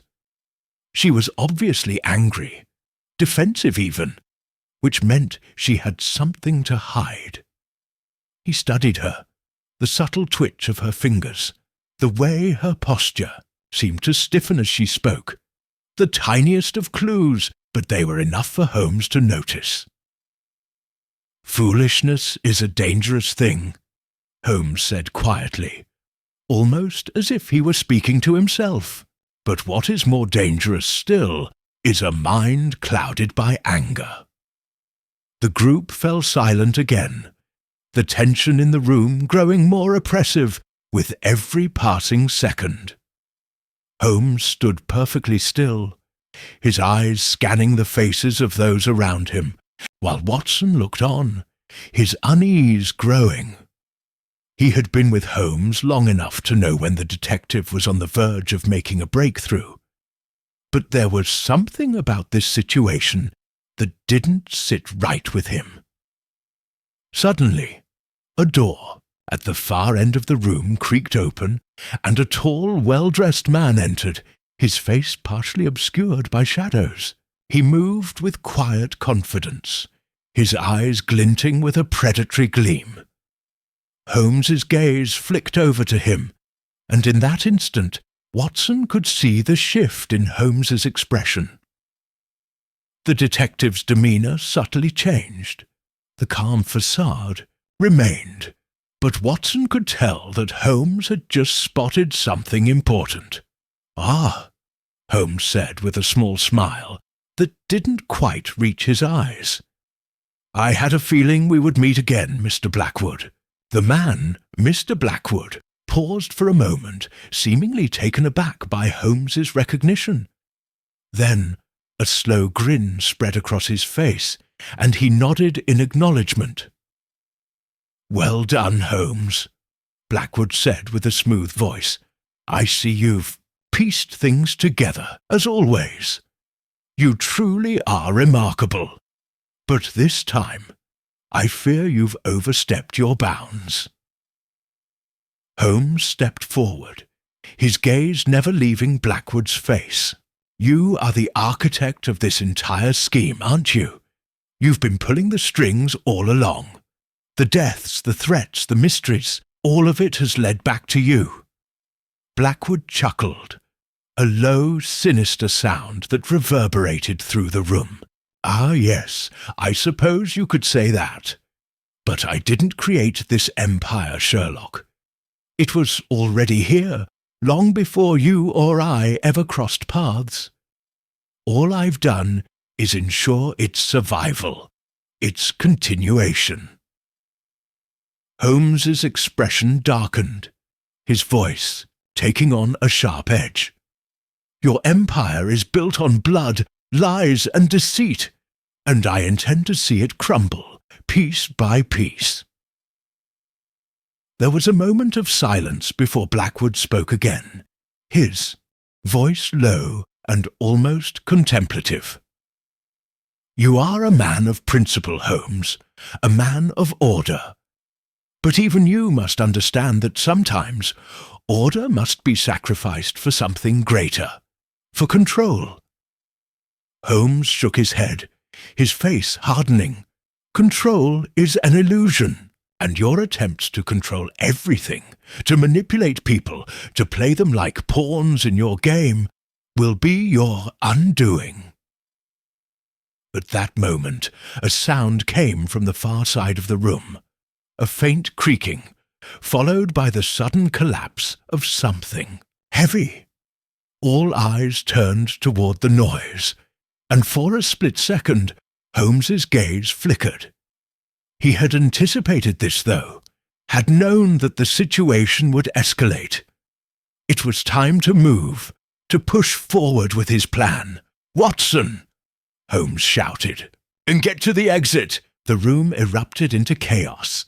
The conspirators scattered, some making a move toward the door, others reaching for weapons hidden beneath their coats. Watson, though surprised by the sudden shift, didn't hesitate. He sprinted toward the door, his heart pounding in his chest. Holmes moved with the precision of a well-oiled machine, his mind already calculating the next move. He took a few quick steps toward Blackwood, his voice cutting through the chaos like a knife. "It's over," Holmes said firmly. "You've lost." Before Blackwood could react, Holmes stepped forward, grabbing a letter from his coat pocket and holding it up for all to see. It was the telegram that had started the investigation, Margaret Wren's final clue, the key to the entire conspiracy. Blackwood's face twisted with rage as he saw it. "You think that piece of paper will stop me?" he snarled.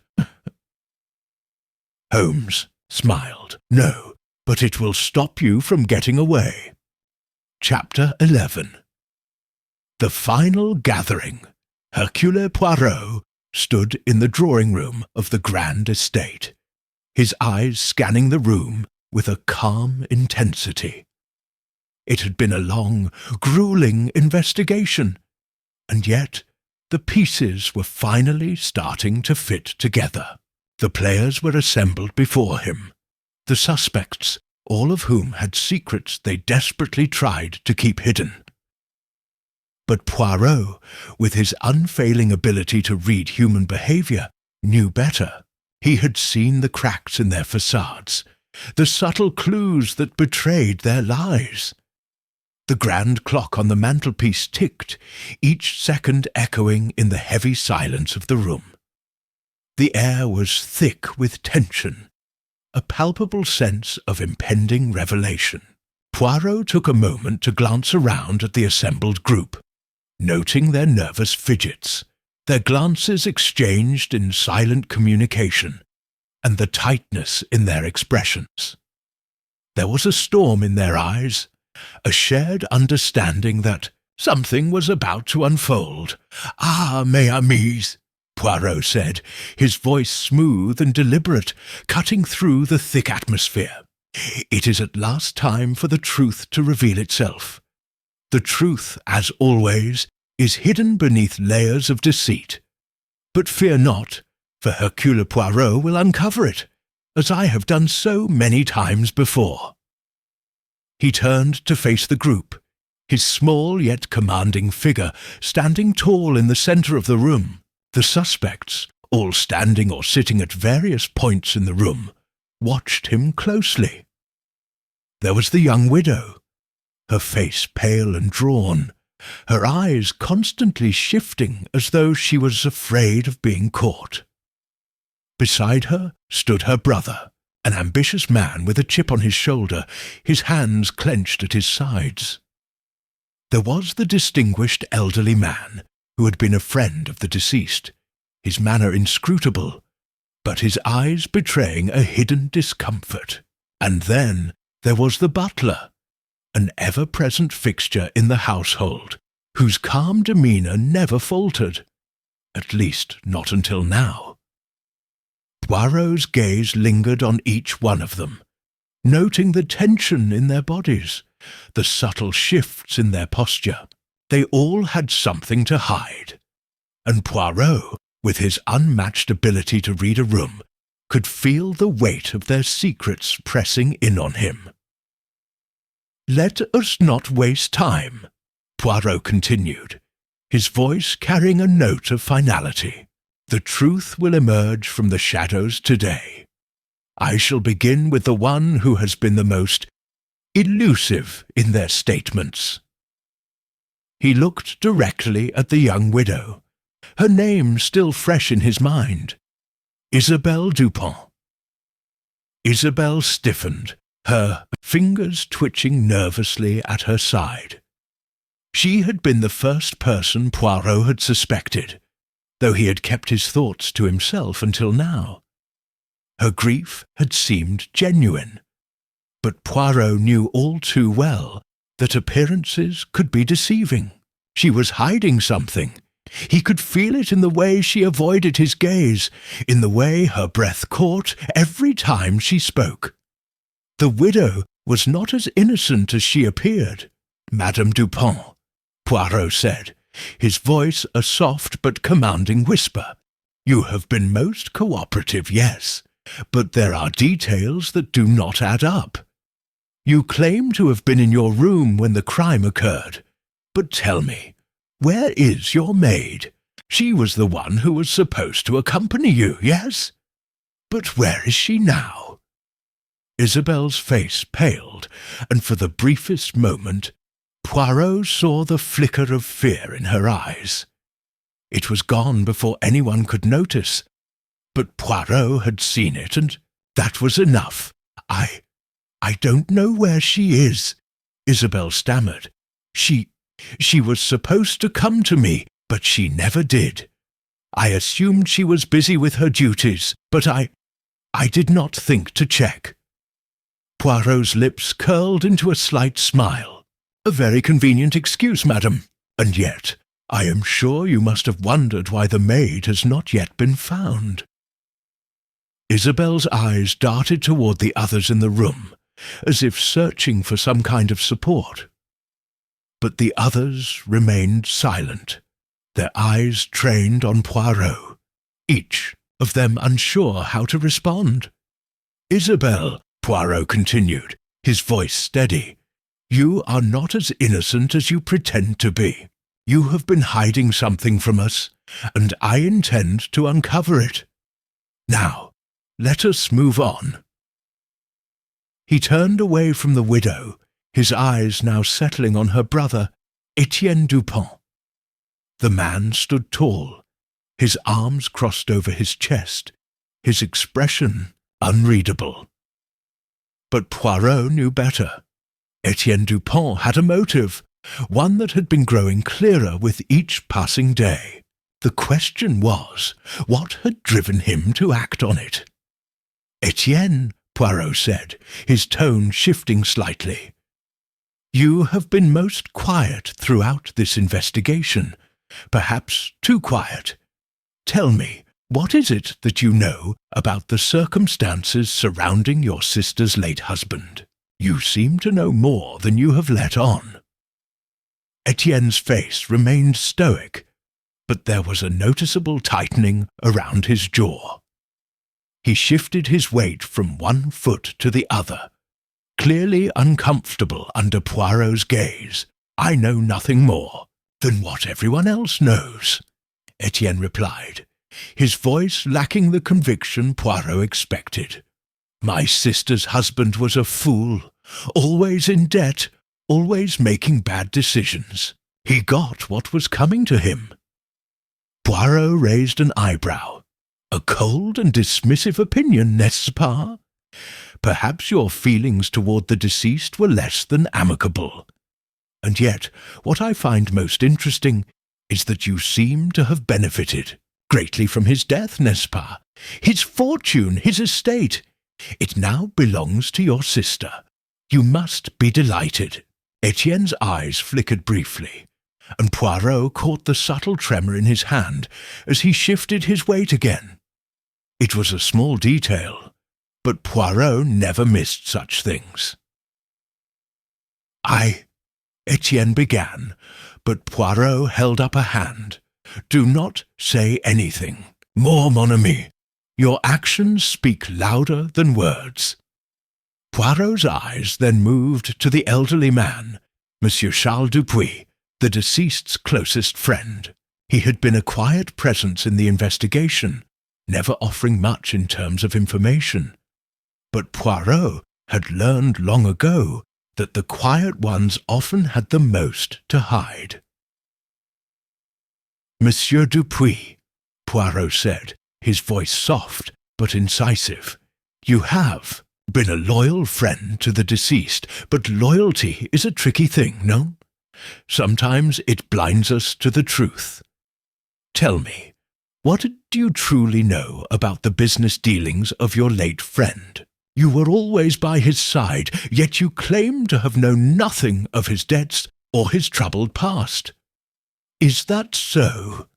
Monsieur Dupuis's face flushed a deep red, his eyes narrowing. I told you, Poirot, I had no knowledge of his finances. He kept that to himself. Ah, but there is one thing you did know, is there not? A secret that your friend held close, one that perhaps you shared, none?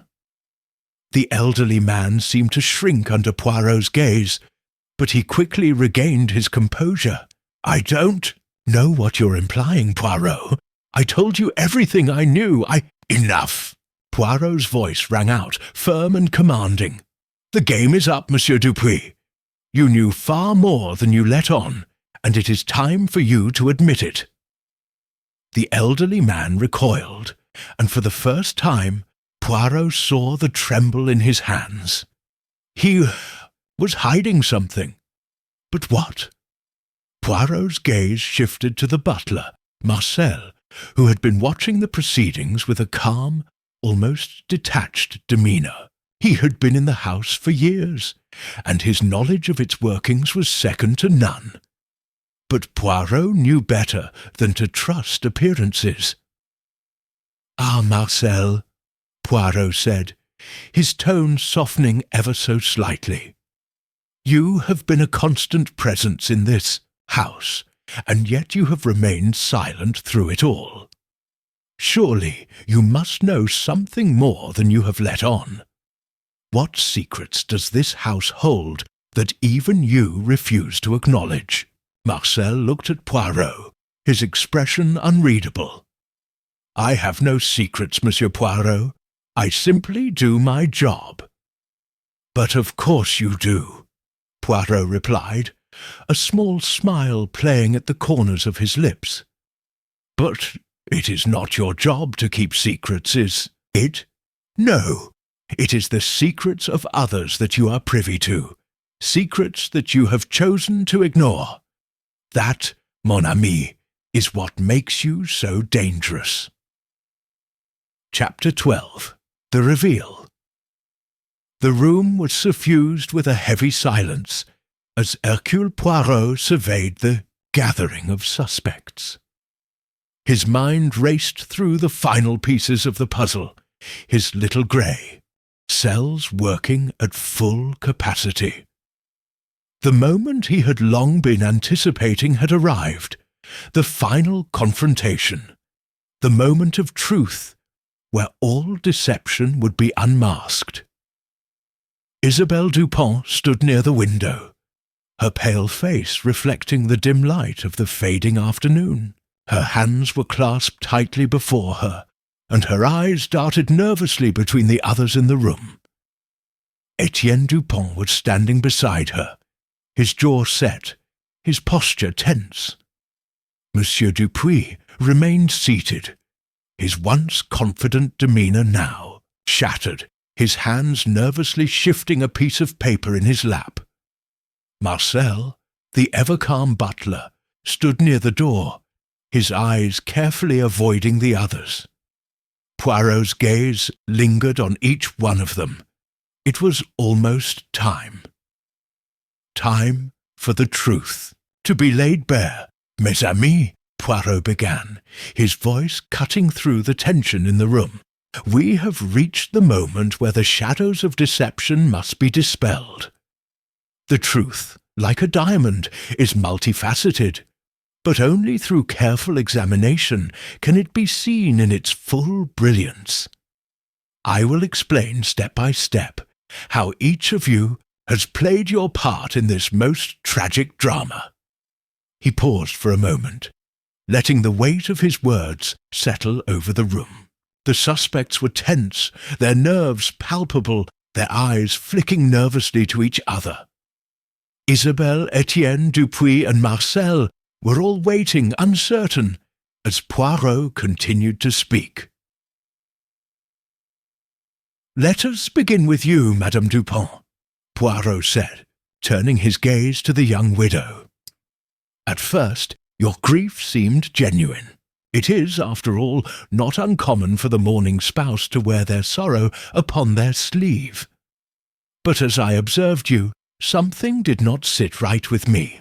Your behaviour, your avoidance of eye contact, your overreaction when I mentioned the maid, these are signs of a guilty conscience. You were not as innocent as you pretended to be. And so my investigation began with you." Isabelle's face tightened, but she said nothing. Poirot's eyes softened just a fraction, but his tone remained firm. "You see, Madame Dupin, I realized that you were hiding something very important. Your marriage to your late husband Henri was not as harmonious as you would have others believe. You had financial troubles, and your husband's debts were only a part of the picture. You had another motive, one that ran deeper than the surface. It was not just about money. No, it was about something far more personal." Isabelle's lips trembled, but she remained silent. Poirot turned his attention to Etienne, the widow's brother, who stood stiffly beside her. "Etienne," Poirot said, his voice low but piercing.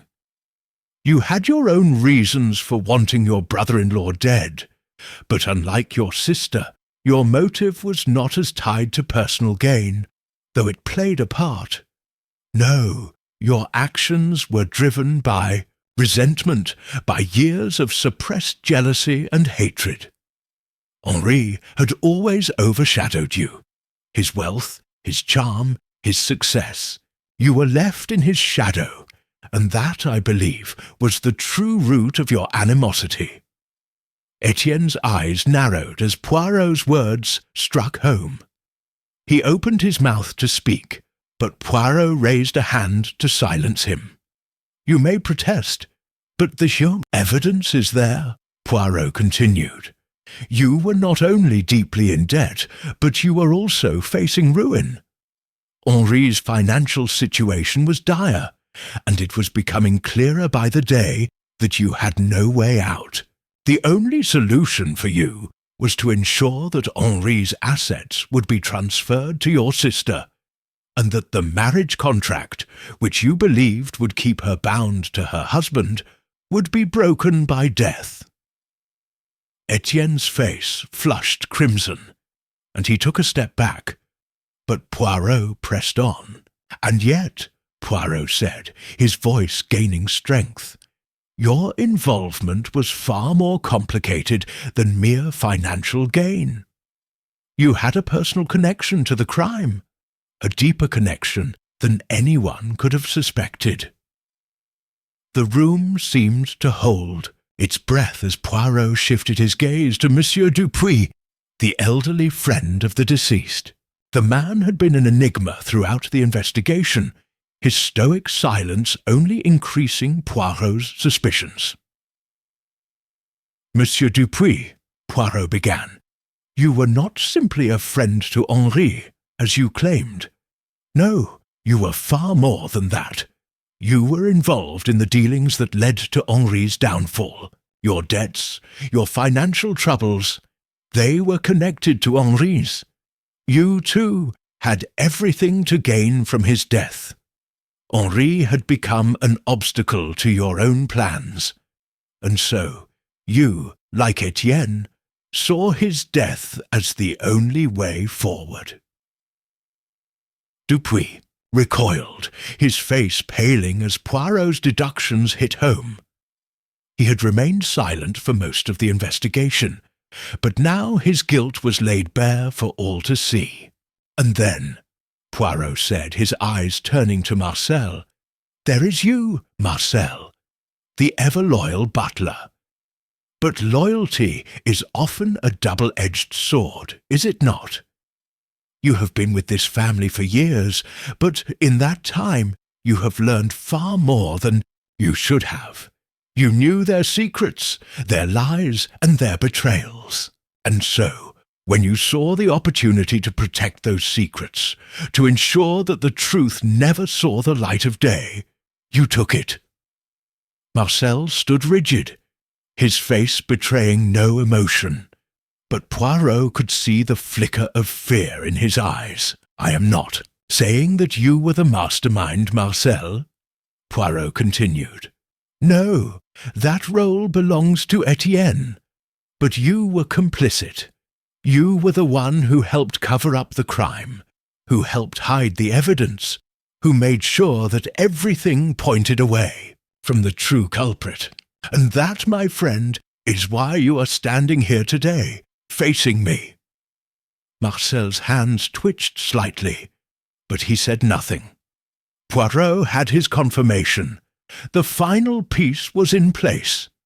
"Now," Poirot said, his voice ringing clear and strong, "I shall explain, step by step, how the crime unfolded.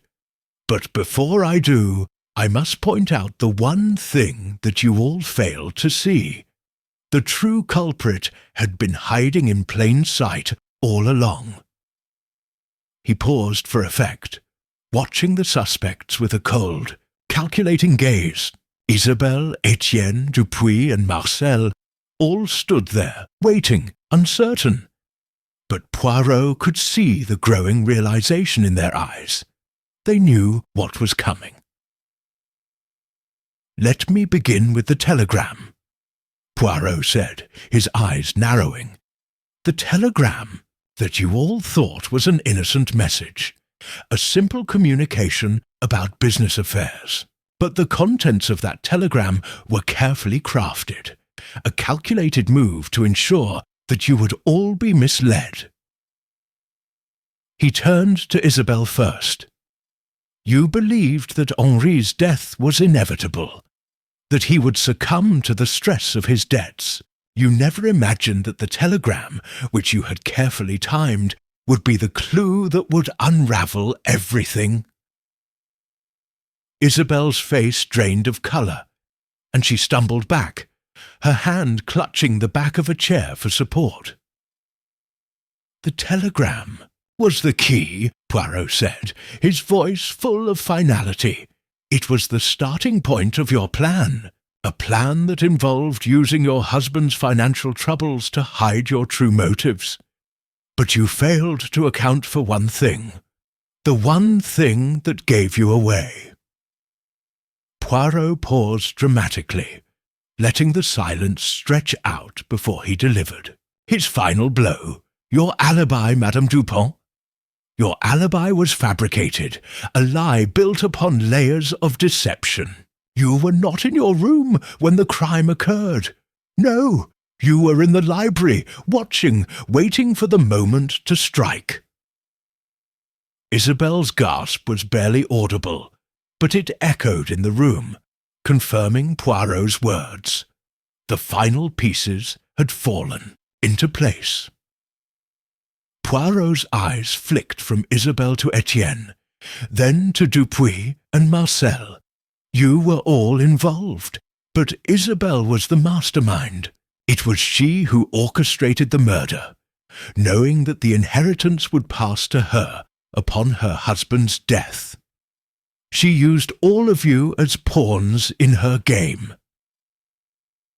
The room was silent, the weight of Poirot's words pressing down on them like a heavy, suffocating blanket. The truth had come to light, and there was no escaping it. Chapter 13. The Final Confrontation. The room was still, save for the soft rustle of papers on the table and the muted ticking of the clock on the wall. The suspects stood as if frozen, each one caught in the web of Poirot's revelations. The weight of their guilt hung in the air like a dense fog, suffocating them as they absorbed the true depth of their involvement. Hercule Poirot stood in the centre of the room, his back straight and his hands clasped behind him.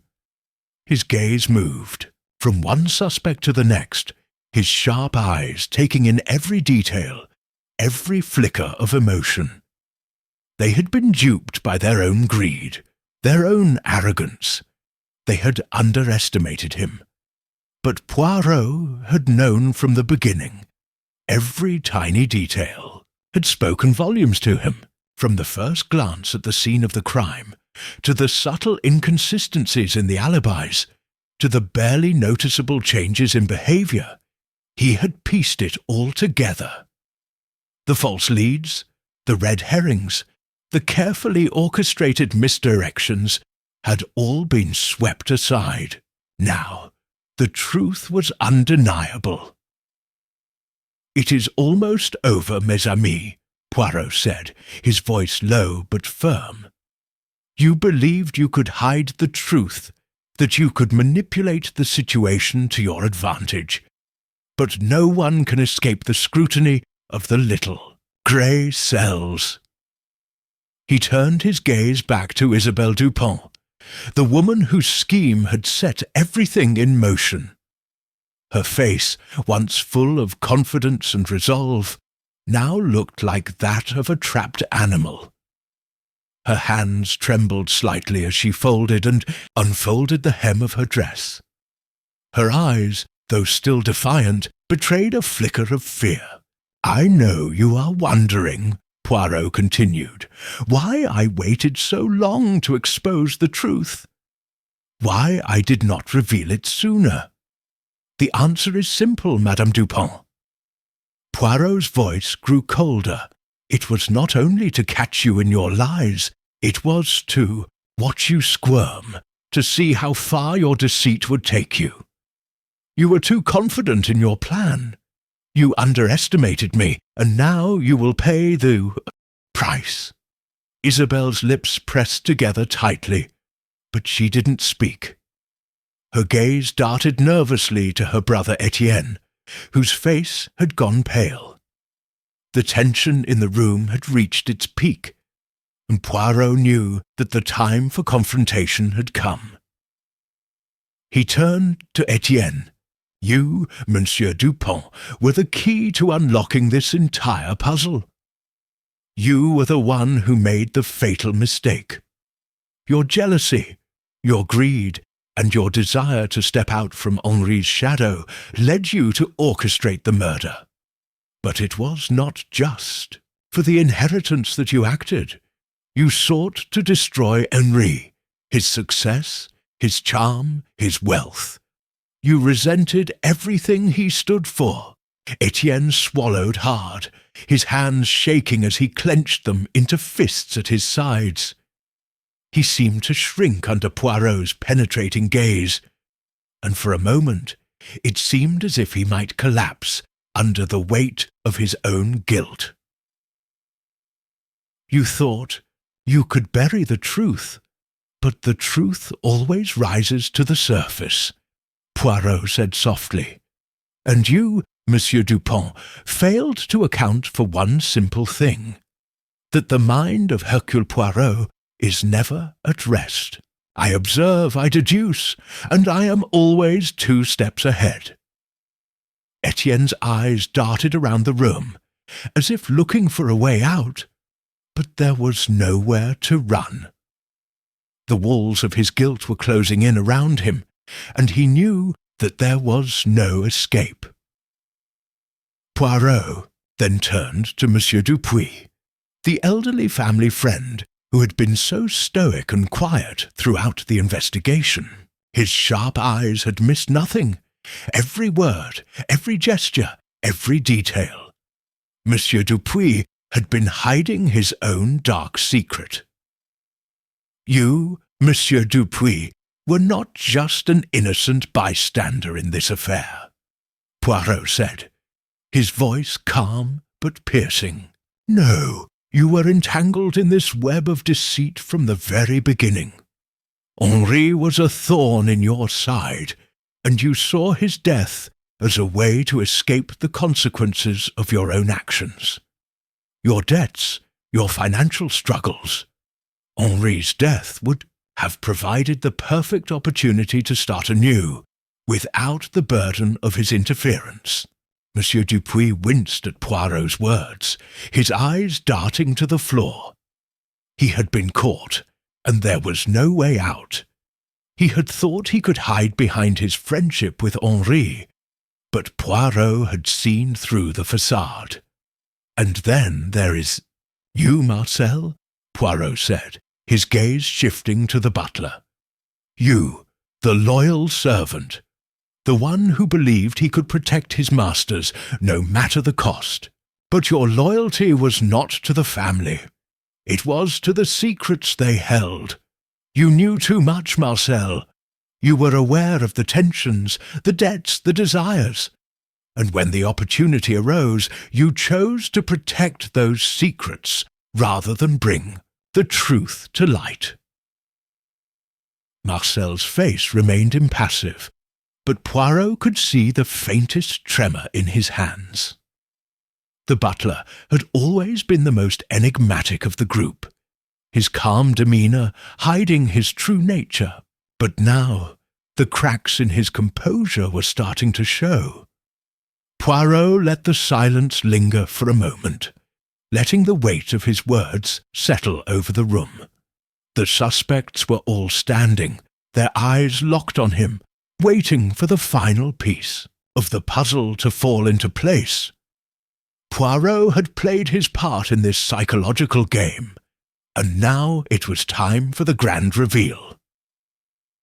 "Now," Poirot said, his voice growing more resolute, "I will tell you exactly how this crime unfolded, how each of you played your part, and how the pieces of the puzzle came together."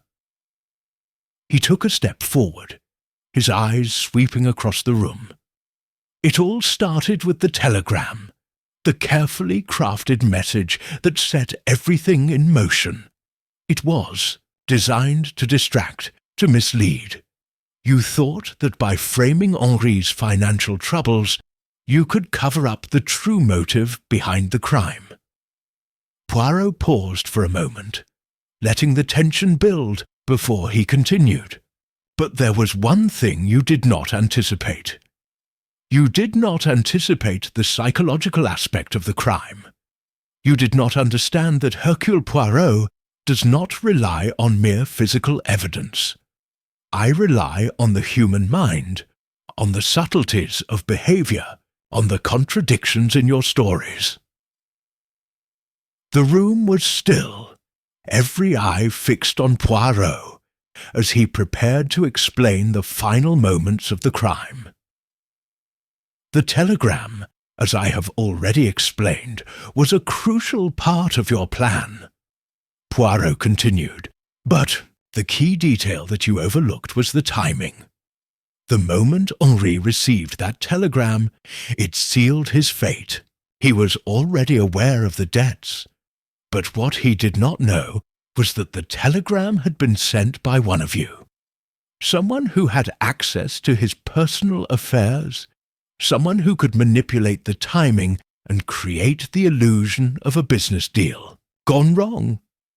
Poirot's eyes flicked from Isabelle to Etienne, then to Dupuis and Marcel. The telegram was a clever ruse, but it was your behavior that gave you away. The false calmness, the over-exaggerated concern, the carefully crafted alibis, they were all part of the plan. But in your haste to cover your tracks, you made a fatal mistake. He paused, his gaze turning to Isabelle. You were the one who orchestrated it all, Madame Dupont. You were the one who saw Henri as a stumbling block, someone who stood between you and the inheritance you so desperately desired.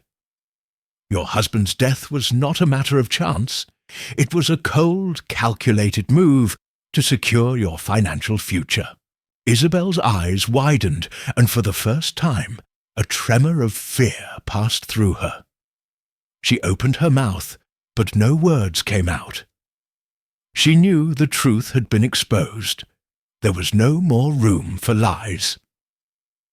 Poirot turned to Etienne, who was standing with clenched fists. You, Monsieur Dupont, were the one who made sure Henri's death looked like an accident. But you could not hide your own resentment. You were the one who made the arrangements for the crime to take place. And you were the one who thought you could escape unnoticed. Etienne's face turned red with anger and shame. But there was nothing he could do. The truth had been laid, bare for all to see. Chapter 14. The Revelation of Guilt. The tension in the room had reached its boiling point. Every suspect, every observer, was held captive by the precision of Hercule Poirot's deductions. The room seemed to close in on them, the walls echoing with the weight of Poirot's words. The final act was at hand. Isabelle Dupont stood at the centre of the room, her gaze flicking nervously between Poirot and the other suspects. Her once imposing confidence had shattered under the relentless scrutiny of the Belgian detective. Etienne, her brother, clenched his fists, his face pale with fury and shame. His earlier defiance was gone, replaced by the dread of imminent exposure. Monsieur Dupuis, the elderly family friend, shifted uncomfortably, his wrinkled hands clasped tightly. Together, the years of deceit had worn him down, and now, in the face of Poirot's unwavering logic, he could no longer pretend to be anything but a man caught in his own web of lies. Marcel, the butler, stood stoically by the door, his back ramrod straight, as though trying to project an image of calm that betrayed the storm raging inside. But Poirot had seen through it all. He had seen through every gesture, every look, every carefully controlled movement. Poirot's mind was a whirlwind of connections and deductions, but he maintained the calm demeanour that had become his trademark. It was in moments like these, when the puzzle pieces were finally coming together, that Poirot felt the rush of triumph. He would not rush this revelation. No, the moment must be savoured, drawn out, like a masterful piece of music played at the perfect tempo. Only then could the full impact be felt. Poirot's eyes moved from one suspect to the next, making sure each person understood that they were trapped in their own lies. There would be no escape from the truth. You see, Poirot began, his voice smooth but unyielding. It is not just the telegram that is at the heart of this case. No, mes amis, it is much more than that. It is about the human mind, the depths of jealousy, resentment, and greed that drive people to commit the most heinous of acts. He paused, taking a step toward the centre of the room. His gaze rested on Isabelle, who flinched under his scrutiny. was you, Madame Dupin, who planted the seed of this crime," Poirot continued. "You saw your husband's inheritance slipping away with every passing day. You saw Henri's influence growing, his financial dealings expanding, his reputation reaching new heights. You could not bear the thought of being overshadowed by him, of being left with nothing." Isabelle's lips trembled, but she refused to speak. She knew Poirot had her cornered, and she dared not make a sound. Her silence, however, only confirmed her guilt. Poirot turned his attention to Etienne. "And you, Monsieur Dupin, were complicit in your sister's plan. Your jealousy of Henri had festered for years. You were the one who found the opportunity to strike, who saw the chance to remove him from the picture and claim his place in the family's fortune. But what you did not realize, what you failed to see, was that you were being used. You were a pawn in your sister's game, a tool for her to achieve her own goals." Etienne's face twisted in anger. He opened his mouth to protest, but the words caught in his throat. He could not deny it. Poirot had laid bare the truth in a way that left him defenseless. Poirot's eyes moved to Monsieur Dupuis, who was standing near the window, looking out at the gathering darkness. "You, Monsieur Dupuis, were not just an innocent bystander in this affair. Your financial troubles, your need for Henri's favour, led you to join in the conspiracy. You saw Henri's death as a way to free yourself from the burden of debt, to secure a future without the looming shadow of his success. But you did not anticipate how much the mind of Hercule Poirot would observe." Monsieur Dupuis looked away, his face paling as Poirot's words struck him like a blow. He knew he could not escape the truth. "And you, Marcel," Poirot said, turning to the butler, "you, whose loyalty to the family was always in question, had your own reasons for being involved. You knew more than you let on. You knew about the tensions, about the secrets, about the money. You were the one who, in the end, could make the final call, who could control the timing, the placement of the evidence. You thought you could cover your tracks, but I saw the cracks in your facade. Your loyalty was to the deception, not to the family." Marcel's eyes darkened, and he straightened his back even further, as though trying to maintain his composure despite the weight of Poirot's words. But the detective knew that his stoic demeanour was a fragile mask. Poirot's gaze turned back to Isabelle, and he took a step closer. "But it is you, Madame Dupin, who orchestrated everything from the beginning. You are the mastermind behind it all. You knew the power of the telegram. You knew how to manipulate the people around you, how to sow discord and mistrust. You used your brother, your family's friend, and even the trusted servant to carry out your plans. And you thought you could escape the consequences." The room was heavy with the silence that followed Poirot's statement. Isabelle's expression had changed. The defiance had vanished, replaced by the raw realization that her carefully constructed world had come crashing down. She could no longer hide behind her lies.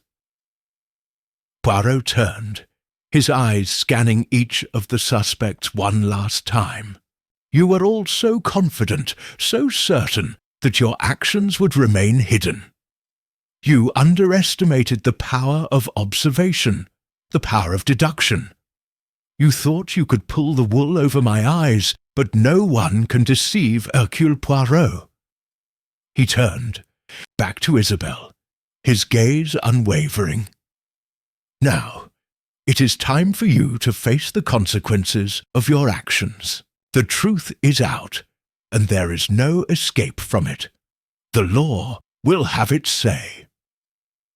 Isabel's lips parted as if to speak, but no words came out. She had no defence.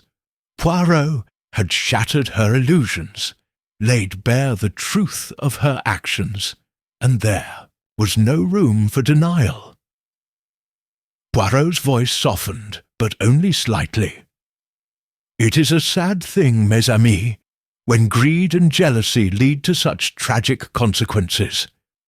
But human nature, it seems, is always so predictable. The mind of a person, driven by desire, will often lead them down paths they never imagined." He turned to face the door, his back to the group of suspects. "I have done my work here. I have solved the case. Now, it is up to the authorities to ensure that justice is served." With that, Poirot made his way to the door, his step measured and deliberate. He had accomplished what he had set out to do, unravel the tangled threads of deception and expose the truth for all to see. As he reached the door, he paused and turned back to the room. "You see, my friends, the truth is often far simpler than we believe, but only the little grey cells can reveal it." And with that, Hercule Poirot stepped into the darkness, leaving the room to confront the aftermath of his brilliant deductions. Chapter 15. The Echo of Consequences.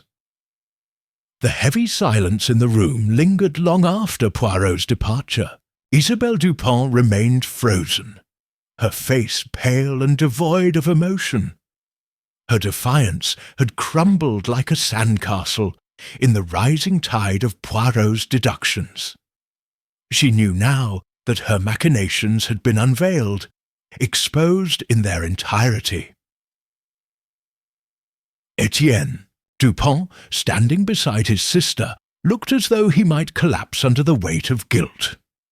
He avoided looking directly at anyone, his eyes flitting nervously between the door through which Poirot had exited and the faces of the other suspects.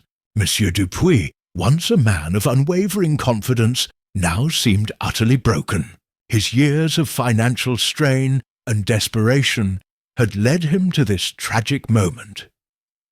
Marcel, the butler, stood motionless near the window, his back rigid. His earlier stoicism had cracked. The thin veneer of loyalty he had so carefully cultivated had been shattered beyond repair. He had been as much a part of the crime as any of them, though he had never believed it would end this way. Never had he imagined the keen eyes of Hercule Poirot would have seen through his every move. Isabelle's voice broke the silence. "This is impossible," she whispered, more to herself than anyone else. "How could he have known? How could he have uncovered everything?" Etienne glanced at her, his voice a rasp. "We underestimated him. We thought we were clever, that we could fool him. But he saw through everything. From the telegram to the alibis, he didn't miss a thing." Isabelle's eyes narrowed, her face twisted with frustration. "And yet we're still here. Nothing has changed. The detective is gone, but we are still trapped in our own web of lies." Monsieur Dupuis, his face pale and drawn, took a step forward. "Isabelle, you're not the only one who's trapped. We all are. I never intended for things to go this far. I didn't realize the extent of your manipulation. You led us all, one by one, down a path of no return. I thought the money would be enough to erase my debts, to restore my dignity." Isabelle scoffed, her voice dripping with disdain. "You think your debts matter now, after everything we've done? What do you think will happen once Poirot's findings are in the hands of the police? A sharp silence followed, each of them contemplating the inevitable truth that Poirot's deductions had unravelled. There was no turning back. Isabel's desperate hope that they might be able to twist the truth, to bury it beneath layers of falsehood, had been shattered. "Do you think they will take us seriously?" she hissed. "A detective's word against ours? They have no concrete evidence, no smoking gun. It is only his word, his theory." "Poirot's theories are never wrong," Etienne muttered bitterly. "What he said about you? He was right, wasn't he? You plotted the whole thing. You used me to eliminate Henri, to secure your future." Isabel's eyes flashed, and she took a step toward her brother. "And you did nothing to stop me, Etienne. You knew, didn't you? You were just as guilty as I am." "Stop it," Monsieur Dupuis intervened, his voice hoarse. "Fighting among ourselves won't help us now. We've made our choices, and we must face the consequences. There is no escape." The words hung in the air, heavier than any physical burden. The truth was undeniable, but it felt like a weight they could no longer bear. Isabel's calculated mind had been outplayed, her every move now exposed to the cold, unyielding light of truth. Hercule Poirot, the master of psychological deduction, had stripped away the layers of deception, leaving them bare and vulnerable. Marcel, the butler, was the first to speak after a long pause. His voice was quiet, but the tension was clear in his words. "You think it ends here? That we will be arrested and simply face the music? What happens to us afterward? The damage is done. The family is ruined. My reputation, it will be shattered." Isabel's hands clenched into fists, her knuckles white. She had always prided herself on her ability to control the situation, to manage the lives of those around her, as though they were mere pieces on a chessboard. But now everything was slipping through her fingers. The plan she had so carefully devised was crumbling, and she could do nothing to stop it. "We must do something," she said, her voice barely above a whisper. "We cannot allow ourselves to be taken down. We must find a way to fix this." Etienne stepped forward, his expression grim. "There is no way to fix this, Isabel. It's over. Poirot has already laid bare everything we did, and no amount of lies will change that. We must face what's coming." Isabel stood motionless, her gaze fixed on the door through which Poirot had exited. The Belgian detective had come, unravelled the mystery, and left. The weight of his words still echoed in her mind. There was no more room for denial, no more room for false hope. Then, unexpectedly, the door to the room opened once again. It wasn't Poirot, but a uniformed police officer, his face set in stern lines. Behind him stood another officer, carrying a stack of papers. "I'm afraid you are all under arrest," the officer said, his tone unwavering. "You are all implicated in the murder of Henri Dupont. We have the full report from Detective Poirot, and your actions have been thoroughly documented. Come with us." Isabel's face went ashen. She had known, in some dark corner of her mind, that this day would come. But the finality of it, the cold certainty of the law closing in on them, was something she had never truly accepted. Etienne, too, seemed to shrink before the reality of their situation. His shoulders slumped, and his eyes, once filled with defiance, now carried nothing but resignation. Monsieur Dupuis, too, had no words left. His face was filled with despair, but he knew the time for speaking was over. Marcel, however, remained silent. He had long since lost his belief that he could avoid the consequences. His life, it seemed, had become a series of regrets, each one stacking higher and higher until it had buried him. The truth had caught up with him in ways he had never imagined. The police officers moved swiftly, escorting the suspects out of the room one by one. Isabelle cast one last look at her family's home, her heart heavy with the knowledge that she had lost everything. All the wealth, all the power had been undone in an instant. Hercule Poirot's mind had exposed the darkness she had hidden for so long, and now she would pay the price. As the officers led them out of the room, Hercule Poirot's voice echoed in Isabelle's mind. The truth is often far simpler than we believe, but only the little grey cells can reveal it. In the end, Poirot's words had proven true. The tangled web of deceit they had woven had been undone by a mind far sharper than their own. The end